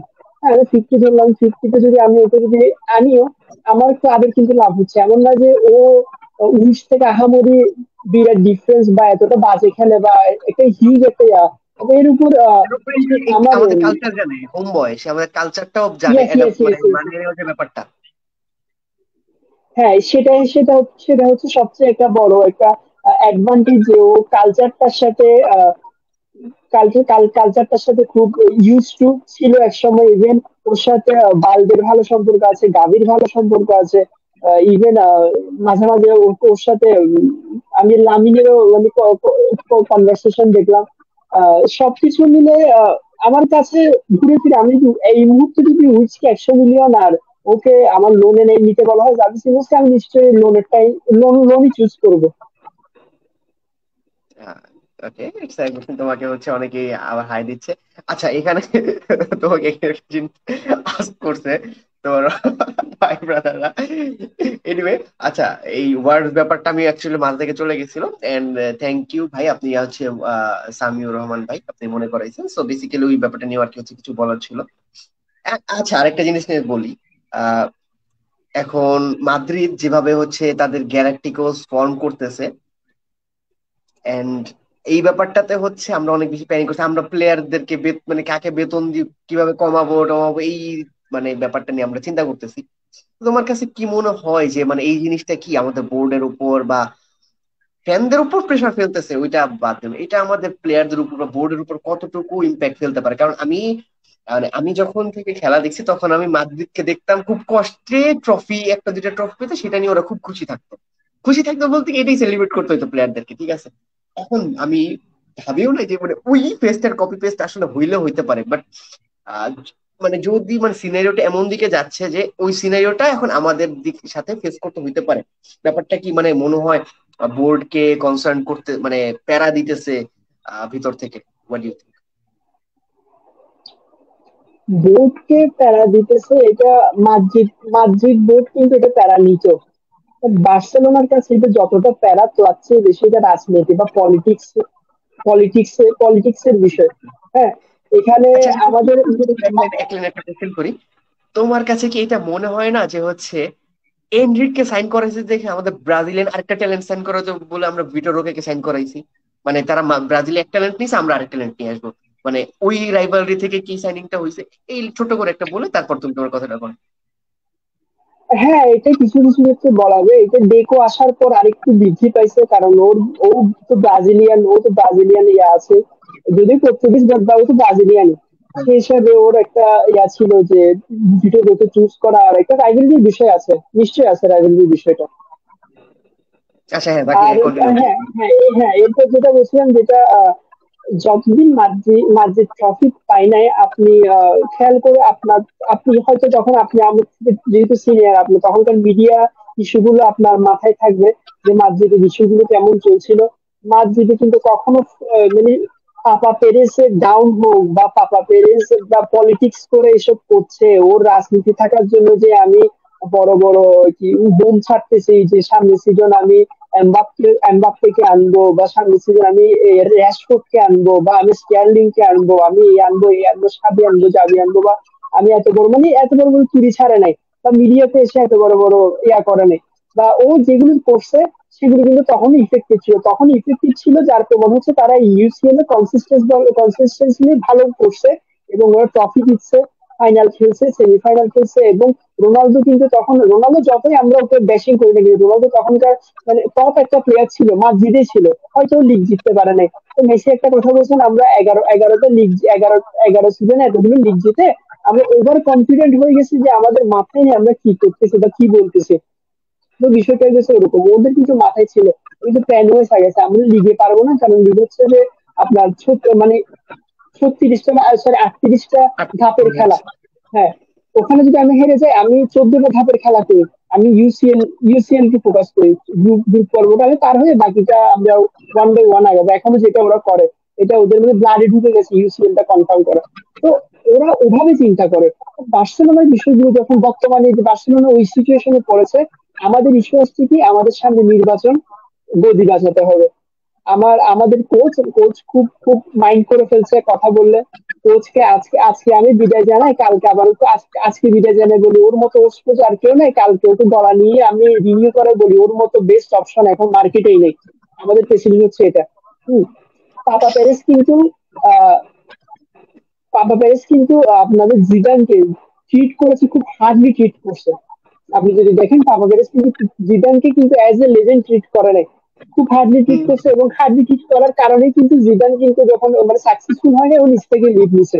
ও খুব ভালোভাবে লিড নিছে, কখনো কিন্তু ইয়া হয় না। ইভেন ও রোনালদো বলেন, ও ক্যাসেমেরো বলেন, ও ইভেন সার্জিও রামোস বলেন, সবকিছু কিন্তু ওভাবে হ্যান্ডেল করছে। বাট আমাদের বোর্ড এই যে ট্রানজিশনটা আমাদের যাচ্ছে, ওরা ট্রানজিশনে রোনালদোর মতো প্লেয়ারকে সেল দিছে। আমরা ট্রানজিশনে সার্জিওর অভাব থেকে কন্ট্রাক্ট রিনিউ করতেছি। আমরা এখনো টেস্ট এগানের রিপ্লেসমেন্ট খুঁজেই কথা বাদ দেন, আমরা কিছু পাচ্ছি না। মানে ওইটা ও থাকবে, ও 2028 পর্যন্ত থাকবে, 28 পর্যন্ত ও চুক্তি কনফার্ম। তো এইগুলো কি মানে মাদ্রিদের ইস্যুটা প্রতিফলন করতেছে না। মাদ্রিদ যেভাবে ট্রফি না পাওয়ার সময়গুলো আগাইছি না, আমরা ওভাবে আগাচ্ছি না। আমরা আছি গদি নিয়ে, আমরা আছি কাতালান জাতীয়তাবাদ নিয়ে, আমরা আছি স্বাধীনতা নিয়ে, আমরা আছি যুদ্ধ নিয়ে, আমরা আছি বিদ্রোহ নিয়ে। আমাদের গদি বাঁচানোটাই সবচেয়ে বড় চিন্তা ভাবনা হয়ে গেছে আমাদের। এখন কি করব, এটা এটা এটা প্রেসিডেন্ট সাহেবও জানেন না তিনি কি করবেন। তিনি জাবিকে আজকে রাখবেন নাকি জাবি যে কালকে নাকি স্যাক করবে, সেটা তিনিও জানেন না। এই আর কি অবস্থা। আচ্ছা, তো হচ্ছে এখানে একটা ইয়ে আসছে যে রিয়াল মাদ্রিদ মদ্রিজকে ছেড়ে দিলে বার্সা যদি কিনে নেয় তাহলে ভালো কিছু হয় না। ভাই, মদ্রিজকে যদি আমার বার্সেলোনায় নেওয়ার অপশন থাকে, ওয়েলকাম। বাট জিনিসটা হচ্ছে, আপনি কি কখনো মানে জাভি বা ইনিয়েস্তাকে কোনো পর্যায়ে মাদ্রিদ জার্সিতে কল্পনা করতে পারেন, বা মেসিকে কল্পনা করতে পারেন? এগুলো তো সম্ভব না, তাই না? মানে মদ্রিদ হচ্ছে মাদ্রিদ ইতিহাসের ওয়ান অফ দা মানে বেস্ট মিডফিল্ডারদের একজন, ঠিক আছে? তো এখন যদি অপশন থাকে মদ্রিদ, মানে বার্সা নিজেও আগাবে না, আর মদ্রিজকে কনভিন্স করা সম্ভব না আসলে। মানে হ্যাঁ সম্ভব না হ্যাঁ আসলে। আরেকটা, হ্যাঁ সম্ভব না, ওটা তো একটা ইম্পসিবল কথা। কারণ এটা মনে হয় আমার মনে হয় মকারি করে বলেছে বিষয়টা, কারণ আমরা এতটা ফ্রি সাইনিং এর প্রতি এতটা আকৃষ্ট যে হ্যাঁ, হ্যাঁ, হ্যাঁ, আমরা বুঝতে পারছি ভাই। এখন হচ্ছে, আচ্ছা এই জায়গায় আরেকটা মগারি করে মানে মার্টিনেজকে একটু পিঞ্চ মারছে, সো এনিওয়ে। আচ্ছা, এটার হচ্ছে যে বলছে যে হচ্ছে বার্সা এই মার্টিনেজকে সাইন করতে পারে, হালি সংখ্যক গোল খাওয়ার প্রবণতা কমতে পারে, দুইটা গোল খেলে একটা ওন গোল খাওয়ার রিস্ক থেকে যাবে আর কি। ভাই, যদি হচ্ছে সে যে আর্জেন্টিনাকে যেভাবে বিশ্বকাপ জিতাইছে, ওন গোল খেয়ে যদি ভাই সে আমাদের চ্যাম্পিয়ন্স লিগ জিতায়, আমি রাজি ভাই। তাহলে হ্যাঁ, হ্যাট্রিক ভাই, চ্যাম্পিয়ন্স লিগ। তাহলে হ্যাঁ, তাহলে কোনো মানে ব্যথা থাকবে না আর কি।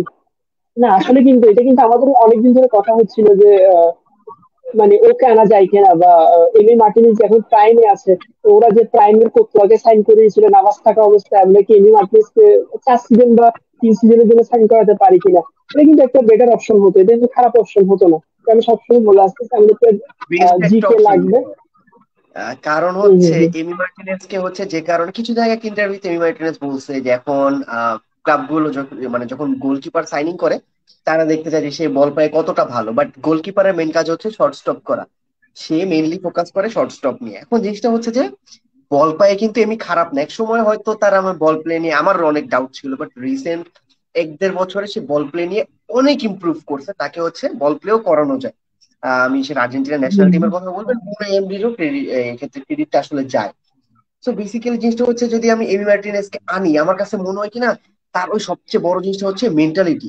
যে বিশ্বকাপের আগের দিন রাত জেগে সে যে ফিফা খেলতে পারে, যার মধ্যে ওই প্রেশার আসে না, যেখানে হচ্ছে ফ্যানরা, আমি নিজে আমার বিপি হাইওয়ে, আমি হচ্ছে অসুস্থ হয়ে গেছি ফাইনালের সময়, তখন সে অপোনেন্ট কে হইতেছে উল্টা পাল্টা ইঙ্গিত দেখাইতেছে। তো ভাই, মানে এই জিনিসটা হয়তো অনেকের পছন্দ হবে না, বাট আমি মানে অত ওয়াইল্ড ব্যাপারটাকে আমি আসলে সাপোর্ট করি না। বা জিনিসটা হচ্ছে কি, মানে আমি এই জাস্ট এই জিনিসটা বলবো, তার মেন্টালিটিটা আছে।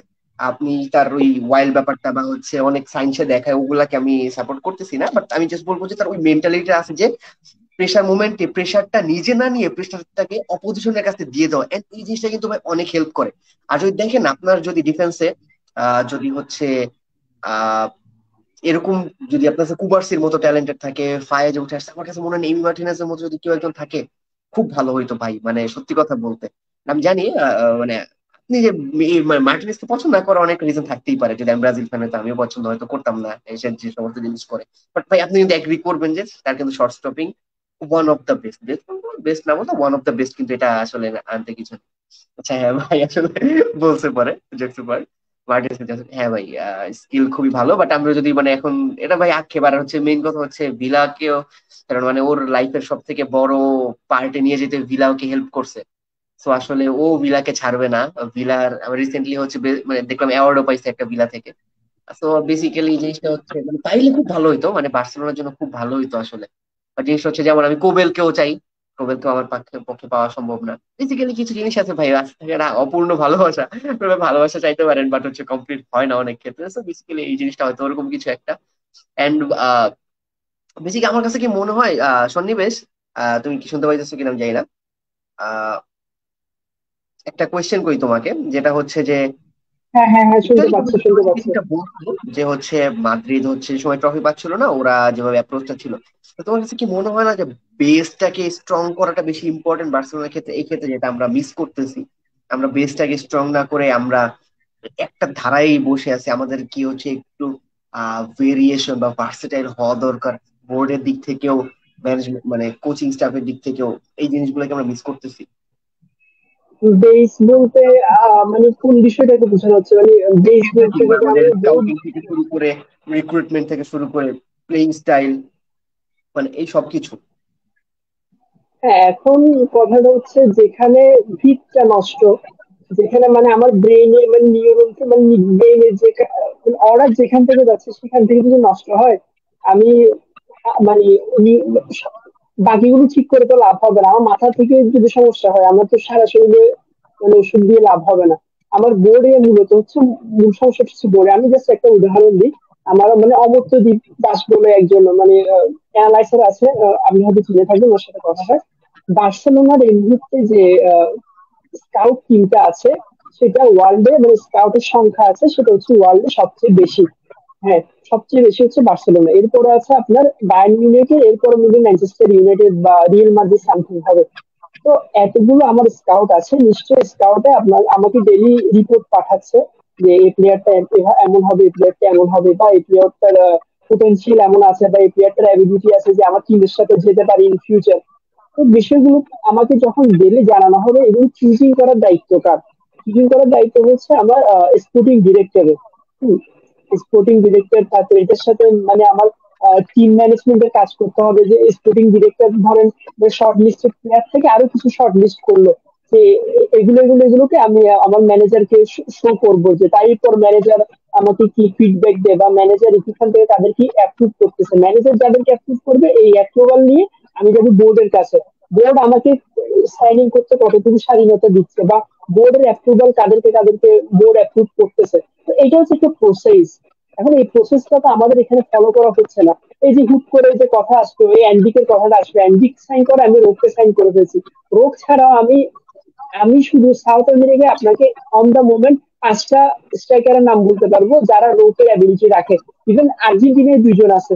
আর্জেন্টিনায় আপনি হয়তো ওই আন্ডার 19 যে খেললো, ওরা আছে। তারপর আপনার উরুগুয়েতে আছে, কলম্বিয়াতে আছে, আপনার মেক্সিকান একটা স্ট্রাইকার আছে। তো ওখানে কিন্তু স্ট্রাইকারের কিন্তু অভাব নাই, স্ট্রাইকারের কিন্তু আপনি অভাব পাবেন না। আমার কেনই অ্যান্ডিককে আনা লাগবে, যেখান থেকে অ্যান্ডিক থেকে ভালো স্কোরিং অ্যাবিলিটি স্ট্রাইকার আমার সাউথ আমেরিকাতে আছে, আর্জেন্টিনাতে আছে। আর্জেন্টিনার প্লেয়াররা কি মানে খেলতে পারে না? আবার ব্রাজিলিয়ানই লাগবে? মানে আর্জেন্টিনার প্লেয়াররা কি অতটা ইয়া হতে পারে না? আমি বুঝি না এটা কেন, এটা কেন করা হয়। আর্জেন্টিনার প্লেয়াররা সস্তা বলে ওদের খেলাও কি সস্তা? অনেকটা ওরকম কথা, বিষয়টা ওরকম হয়ে যায়। তো এখন বোর্ডও কিন্তু এটাতে সায় দিচ্ছে, ঢোল বাজাচ্ছে, আমিও নাচবো কথাটা। এখন অনেকে এটার কাউন্টারে দিতে পারে যে বাচ্চাদের কাছে নেইমার মিস হয়েছে, সেজন্য ওরা ভিনিসিয়াস জুনিয়রকে সাইন করছে, ওরা রদ্রিগোকে সাইন করছে। হ্যাঁ, ওরা রদ্রিগো যিনি দুজনকে সাইন করছে, দুজনই ওদের এখানে স্টার্টার এবং একাধিকবার ইউসি উইনার। তো ওদের সাথে কম্পেয়ার করে লাভ নাই আমার বিষয়গুলো। আমার আঘাত হলো প্ল্যান ওয়াইজ। এখন ওই বেস ঠিক করতে গেলে আমার প্রথমে বোর্ডটা ক্লিয়ার হওয়া লাগবে। বোর্ড ক্লিয়ার কিভাবে হবে? আমি সবকিছু সলিউশন আলোচনা করতে পারলে, ওটা সলিউশন আলোচনা করার এতটুকু আমার মাথায় এখনো হয় নাই। তা মানে এখানে কারো হয় নাই বলতে গেলে। বার্সেলোনার বোর্ড কিভাবে সলিউশন, বার্সেলোনার বোর্ডের সলিউশন কিভাবে কি হবে? এই যে পিকে আসলে হবে নাকি ফ্রন্ট আসলে হবে নাকি লাপোর্তা আরেক সিজন আরো মেয়াদ থাকলে হবে, আমরা কেউ জানি না। এটা কে জানে, এটা খোদা মালুম, যে আসবে তার উপর অপু 10-20 করে হয়ে যাবে। আরেকটা মেসি আসবে, আরেকটা পেপ গার্দিওলা আসবে, তারপর হয়ে যাবে। আমরা এই অপেক্ষাতেই আছি। এটাই, আমরা ম্যাজিকের অপেক্ষায় আছি। আচ্ছা, এনিওয়ে আমরা হচ্ছে আর অনেকক্ষণ অনেক বিষয় নিয়ে হচ্ছে কথা বলছি, এন্ড মোটামুটি আশা করি অনেক কিছু জিনিস আমরা কভার করছি। তো এখন তোমার কাছে যদি হচ্ছে এই সিজনে আমি যদি বলি, কয়েকটা কোয়েশ্চেন করবো।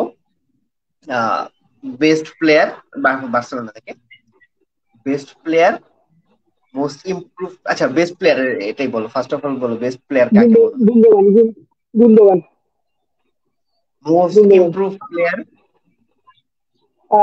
রাফিনহা।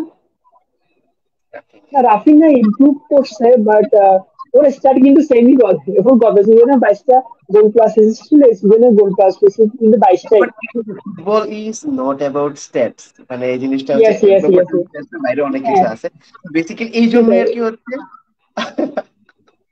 না, এখন কিন্তু আমাদের আমাদের আমরা যারা ফ্যানদের চোখে কিন্তু রাফিনা কিন্তু অনেক ইমপ্রুভ করছে। হুম। থ্যাংক ইউ ভাই এরকম ডেডিকেশন দেখানোর জন্য। আচ্ছা, বেস্ট ইয়াংস্টার কাকে বলবা? Lamine, Lamine, Lamine, Lamine. Omar Cubarsi, Lamine Omar Cubarsi. হ্যাঁ, আমি লামিনকে রাখবো। কারণ And আমি কুবার্সিকে রাখছি না কেন, কুবার্সিকে রাখার কারণ হচ্ছে কুবার্সি কিন্তু মানে জানুয়ারির পর থেকে কিন্তু মানে চান্স পাওয়া শুরু করছে, কিন্তু লামিন কিন্তু সিজনের শুরু থেকে কনসিস্টেন্টলি ভালো খেলে আসতেছে, এবং নিয়মিত খেলে আসতেছে, এবং ওর man of the most valuable player অ্যাওয়ার্ডও বেশি আছে আচ্ছা, সেক্ষেত্রে। এখানে আরেকটা জিনিস বলি, ইমপ্রুভ প্লেয়ারে কোন দিকে কেন মানে মনে হয় না ইমপ্রুভ করছে? কোন দিকে কি মনে হয় না সে ইমপ্রুভ করছে? কুন্ডু ইমপ্রুভ করছে, বাট আমি একটু মানে স্টার্ট নিয়ে একটু বেশি ঘাটাঘাটি করি, তো মানে গত সিজনে যে স্টার্ট আছে ওর, এই সিজনে যে স্টার্ট আছে, এর অতটা হিউজ কিন্তু ডিফারেন্স কিন্তু মেক করছে না। হ্যাঁ, ও এই সিজনে রাইট ফ্ল্যাঙ্কটাতে একটু বেশি ইউজ টু হয়েছে, কারণ ও এক সিজন বা 2 সিজন ধরে ওই ইয়েটাতে খেলছে। ও রাইট, এখন ওকে ওর রাইট ব্যাক দেখলে কিন্তু মনে হয় যে ও মানে প্রপার রাইট ব্যাকই মনে হয়। ও এখন কিন্তু রাইট ব্যাক ছেড়ে উপরে উঠছে, আগে কিন্তু অতটা উপরে উঠতো না ও। এখন কিন্তু মাঝে মাঝে উঠে যাচ্ছে, মানে ও উঠে যাচ্ছে, ও ওটা মানে ফ্রি হয়ে গেছে, ভালোই ফ্রি হয়ে গেছে। তো কোন থেকে আমরা বলা যায়, বাট আমি ইমপ্রুভে রাফিনাকে রাখছি। আচ্ছা, ওভার মানে over rated player of the season. Over rated player, over player কাকে বলা যায়? Frenkie, Frenkie. ভাই কি সেভ খেললাম ভাই, চরম সেভ আমি খেললাম। আর কি। আচ্ছা, না, এখন এখন আচ্ছা, আচ্ছা। আরাহো বলা যায়, আরাহো বলা যায়, লাস্টের দিকে ওর এটা পারফরমেন্স আরেকটা অতটা কোয়েশ্চেন আছে, অতটা flop of the season. Flop of the season, এখন ফ্লপ অফ দ্য সিজন বেচারা ম্যাচ ইনজুরি পড়ায় ও বেচারা নাও নিতে ইচ্ছে করতেছে না, বাট আমি লেভানডস্কির নাম নেবো।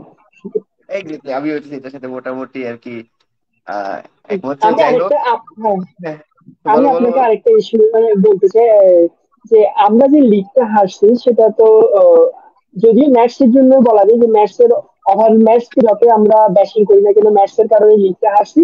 আর ইউসিএল টা হারছি গাভির অনুপস্থিতিতে, গাভি থাকলে হয়তো আমরা ইউসিএল টা জিততে পারতাম। এটা নিয়ে আপনার মানে কোনো কথা, লিগ, মানে কোনো মানে ডিসকাস এটা নিয়ে আছে হচ্ছে কিনা? আমরা একটু বলি, মানে লিগের ব্যাপারটা, মানে ম্যাচের জন্য হারছি এই জিনিসটার থেকে আমার কাছে মনে হয় কি, মাদ্রিদেরও ওই জায়গায় ক্রেডিট আসলে, মানে একটা ম্যাচ মাত্র হারছে, so actually they deserve the credit actually.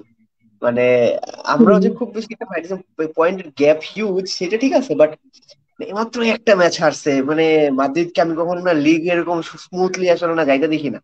Last কয়েক বছরে বলি বা হচ্ছে মাদ্রিদ লিগে খুব বেশি একটা মানে ওই স্মুথ থাকে না, মানে এইবার মানে মনে হয়েছে মাদ্রিদের 38টা ম্যাচের প্রিপারেশন তারা একদম খুব ভালোভাবে নিছে, and totally visible. So personal অনেকের ভুল, স্টেগান বলতে পারো, ওঠার সময় আমি মানে এমন এমন মানুষ এমন এমন ভুল করছে যেগুলো আসলে এক্সপেক্টেড না। সো ব্যাপারগুলো বাট চ্যাম্পিয়ন্স লিগ মানে এই জিনিসটা হচ্ছে কি, মাদ্রিদ যখন বুঝতে পারে যে হচ্ছে যে ওদের লিগ ছুটে যাচ্ছে, ওরা চ্যাম্পিয়ন্স লিগের দিকে ফোকাসটা ডাইভার্ট করতে পারে, বাট আমাদের জিনিসটা হচ্ছে আমরা পারি না, এইটা হচ্ছে আমার খুব বড় একটা ড্রব্যাক। বাট একটা জিনিস হচ্ছে, অনেকে বলতে পারে যে হ্যাঁ মাদ্রিদ থেকে আরেকটা জিনিস মনে আসছে, তাদের ইনজুরিতে পড়া ছিল ব্যাক লাইন ভরা, এই টিম এখন চ্যাম্পিয়ন্স লিগ ফাইনাল খেলতেছে। মানে এই ব্যাপারটাকে তুমি কি বলবো, আমাদের ব্যাকলাইন তার থেকে তো বেশ ভালোই ফিট ছিল। মোটামুটি আমরা বেশ এর থেকে তো বেশি ফিট পাইছি। তো মানে এই জিনিসটা কি মনে হয় না যে আসলে আমাদের অনেক কিছু আসলে চেঞ্জ করা দরকার আসলে? তো বেসিক্যালি আসলে আক্ষেপ করা ছাড়া আসলে কিছু করার নাই আসলে, সেক্ষেত্রে লাক ফেভার্স দ্য ব্রেভ। এখন মাদ্রিদকে যতই রেফারি ইতি বলি, ঠিক আছে, মানে মানে একটা জিনিস কি, এগুলো যত কিছু বলো না কেন, মানে একটা টিমের পারফরমেন্স তো আসলে ওরকম লাগে।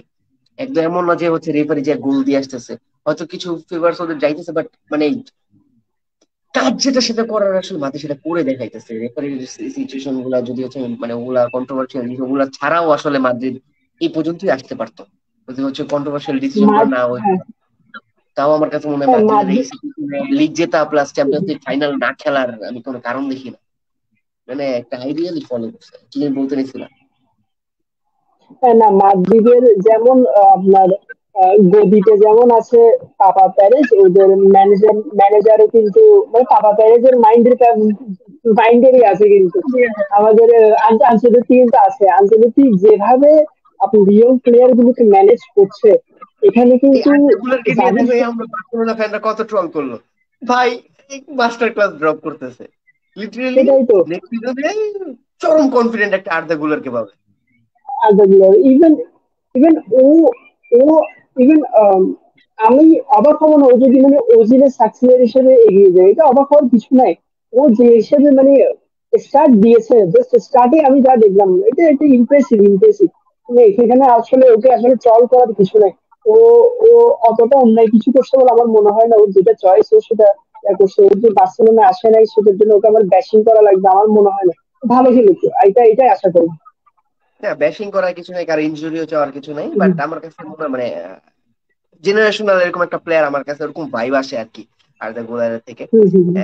Basically he is that kind of player. আচ্ছা, সো বেসিক্যালি আমার কাছে মনে হয় যে এই সিজনটা নাকি আমাদের আক্ষেপটাই বেশি আর কি। বাট যদি বাই দ্য ওয়ে একটা মিস করে গেছি, হোয়াট অ্যাবাউট মেসিনো? মানে যত এখানে আসলে মেসিনোর যত বেশি সময় যাইতেছে, মেসিনো থেকে বার্সেলোনা তত বেশি দূরে চলে যাইতেছে। তোমার কাছে এই মানে এটা নিয়ে হচ্ছে লাস্ট একটা টপিক, সেটা হচ্ছে তোমার কাছে কি মনে হয় লজিক দেয় লামিন আর মেসিনোকে একসাথে খেলানো সম্ভব না?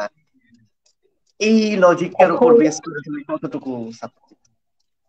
এখন আমি এটা আমাদের আগে কথা হচ্ছে, বাট আমি লাইভে বলি।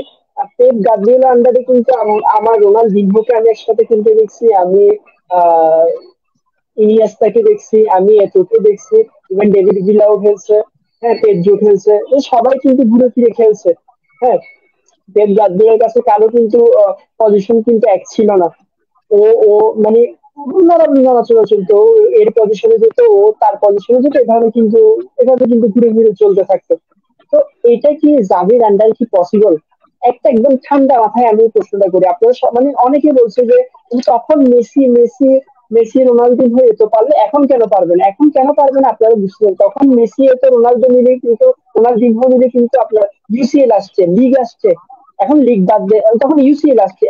এখন তো লিগ আসতেছে না আপনার। আপনার না আসতেছে কোপা দেল রে, না আসতেছে স্প্যানিশ কাপ, না আসতেছে লিগ, না আসতেছে আপনার কিছু।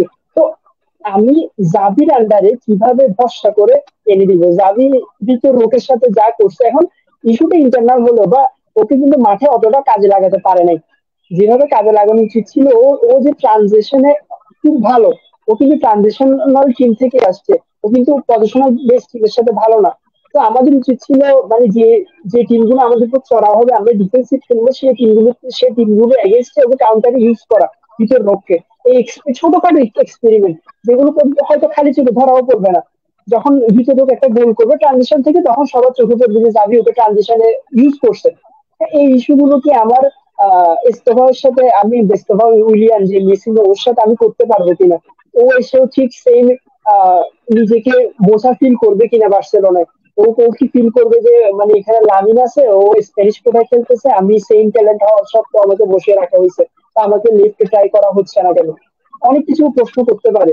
ওগুলো কতটা ফুলফিল হবে বা ও আস্তে আস্তে যাবেই থাকবে কিনা সেটাও একটা বিষয় ম্যাটার করতেছে। এখন অনেক কিছু ম্যাটার করতেছে। আর সবচেয়ে বড় ম্যাটারটা হচ্ছে আমার, এখন যদি আমি ভিতর লোককে 40 দিই, যেটা আপনার টটেনহাম চাচ্ছে, কতটা সত্যি আমি জানি না, যদি সেল করা যায় তাহলে আমি ইস্তফার জন্য যেতে পারি, তো আমি সাইন করিয়ে রাখি, কারণ একটা যখন ব্রাজিলিয়ান হয় নাই, আরেকটা ব্রাজিলিয়ানকে সাইন করার সমস্যা নেই। আর ইস্তফাও কিন্তু ট্যালেন্ট আছে, এটা নিয়ে কোনো ডাউট নেই, এটা কেউ কেউ ডাউট করবে না, তো ইস্তফার ট্যালেন্ট নেই। ট্যালেন্ট তো নিয়ে তো এটা হচ্ছে ইভেন স্বাভাবিক। মাদ্রিদ রেসে ঢুকে গেছে, যতটুকু কিছু রিউমার দেখলাম যে মাদ্রিদও মেসিনোর প্রতি আর কি ইন্টারেস্টেড। সো জানি না, আসলে আমি জানি না যে হচ্ছে আমার যদি দরকার হয় যে ভিটোর রোকে সেল করে যদি ওকে আনা যায়, আই আই থিঙ্ক আমাদের যাওয়া উচিত এইদিকে। সো ব্যাপারটা অনেক হচ্ছে ঘোলাটে হয়ে যাইতেছে। So, এত ডিমান্ডের মধ্যে বার্সেলোনা ফিনান্সিয়াল ওয়ারে তো আর যাওয়া সম্ভব নেই ক্ষেত্রে। Yeah, so basically that's pretty much it. And আমরা মোটামুটি সব টপিক নিয়ে তো আমরা হচ্ছে আচ্ছা, লাস্ট হচ্ছে আমরা কিছু হচ্ছে তোমাকে নিয়ে কেউ কিছু জানতে চাচ্ছে যে হচ্ছে বার্সেলোনাকে নিয়ে হচ্ছে কোনো কবিতা যদি হচ্ছে লিখে থাকো আমরা ওটা শুনতে চাই। না, সেটা আরেকদিন হবে, সেটার জন্য আমি এখনো প্রিপেয়ার না। আচ্ছা ঠিক আছে, তাহলে তার মানে তুমি কথা দিতেছো, বলবা তো, শোনাবা তো। হ্যাঁ হ্যাঁ, নিশ্চয়ই নেক্সট নিশ্চয়ই লাইভে তাহলে নিশ্চয়ই। কিন্তু আমার মাথায় থাকবে, আমি হচ্ছে শুনতে যাবো। এনিওয়ে, আহ সবাইকে অনেক থ্যাঙ্কস সাথে থাকার জন্য। সন্নিবেশ, তোমাকে অনেক থ্যাঙ্কস। একটা ভাই, একটা 30 বাজে অলমোস্ট, আমি আসলে সময়ের দিকে খেয়াল নাই। আহ, ভাই অনেক দেরি হয়ে গেছে, আমি সিরিয়াসলি খেয়াল করি নাই। হ্যাঁ হ্যাঁ যাই হোক, হ্যাঁ হ্যাঁ। থ্যাংক ইউ সাথে থাকার জন্য। এন্ড সবার কাছে বলবো যে বার্সেলোনার জন্য এক গাদা দোয়া করেন। ঠিক আছে, মাদ্রিদ তো অনেক ট্রফি নিতেছে ভাই, দুই একটা আমরাও নেই। এনিওয়ে, সবাইকে থ্যাংক ইউ, আশা করি সবাই ভালো থাকবেন। এন্ড সন্নিবেশ, ভালো থাকবা। প্লিজ। ঠিক আছে।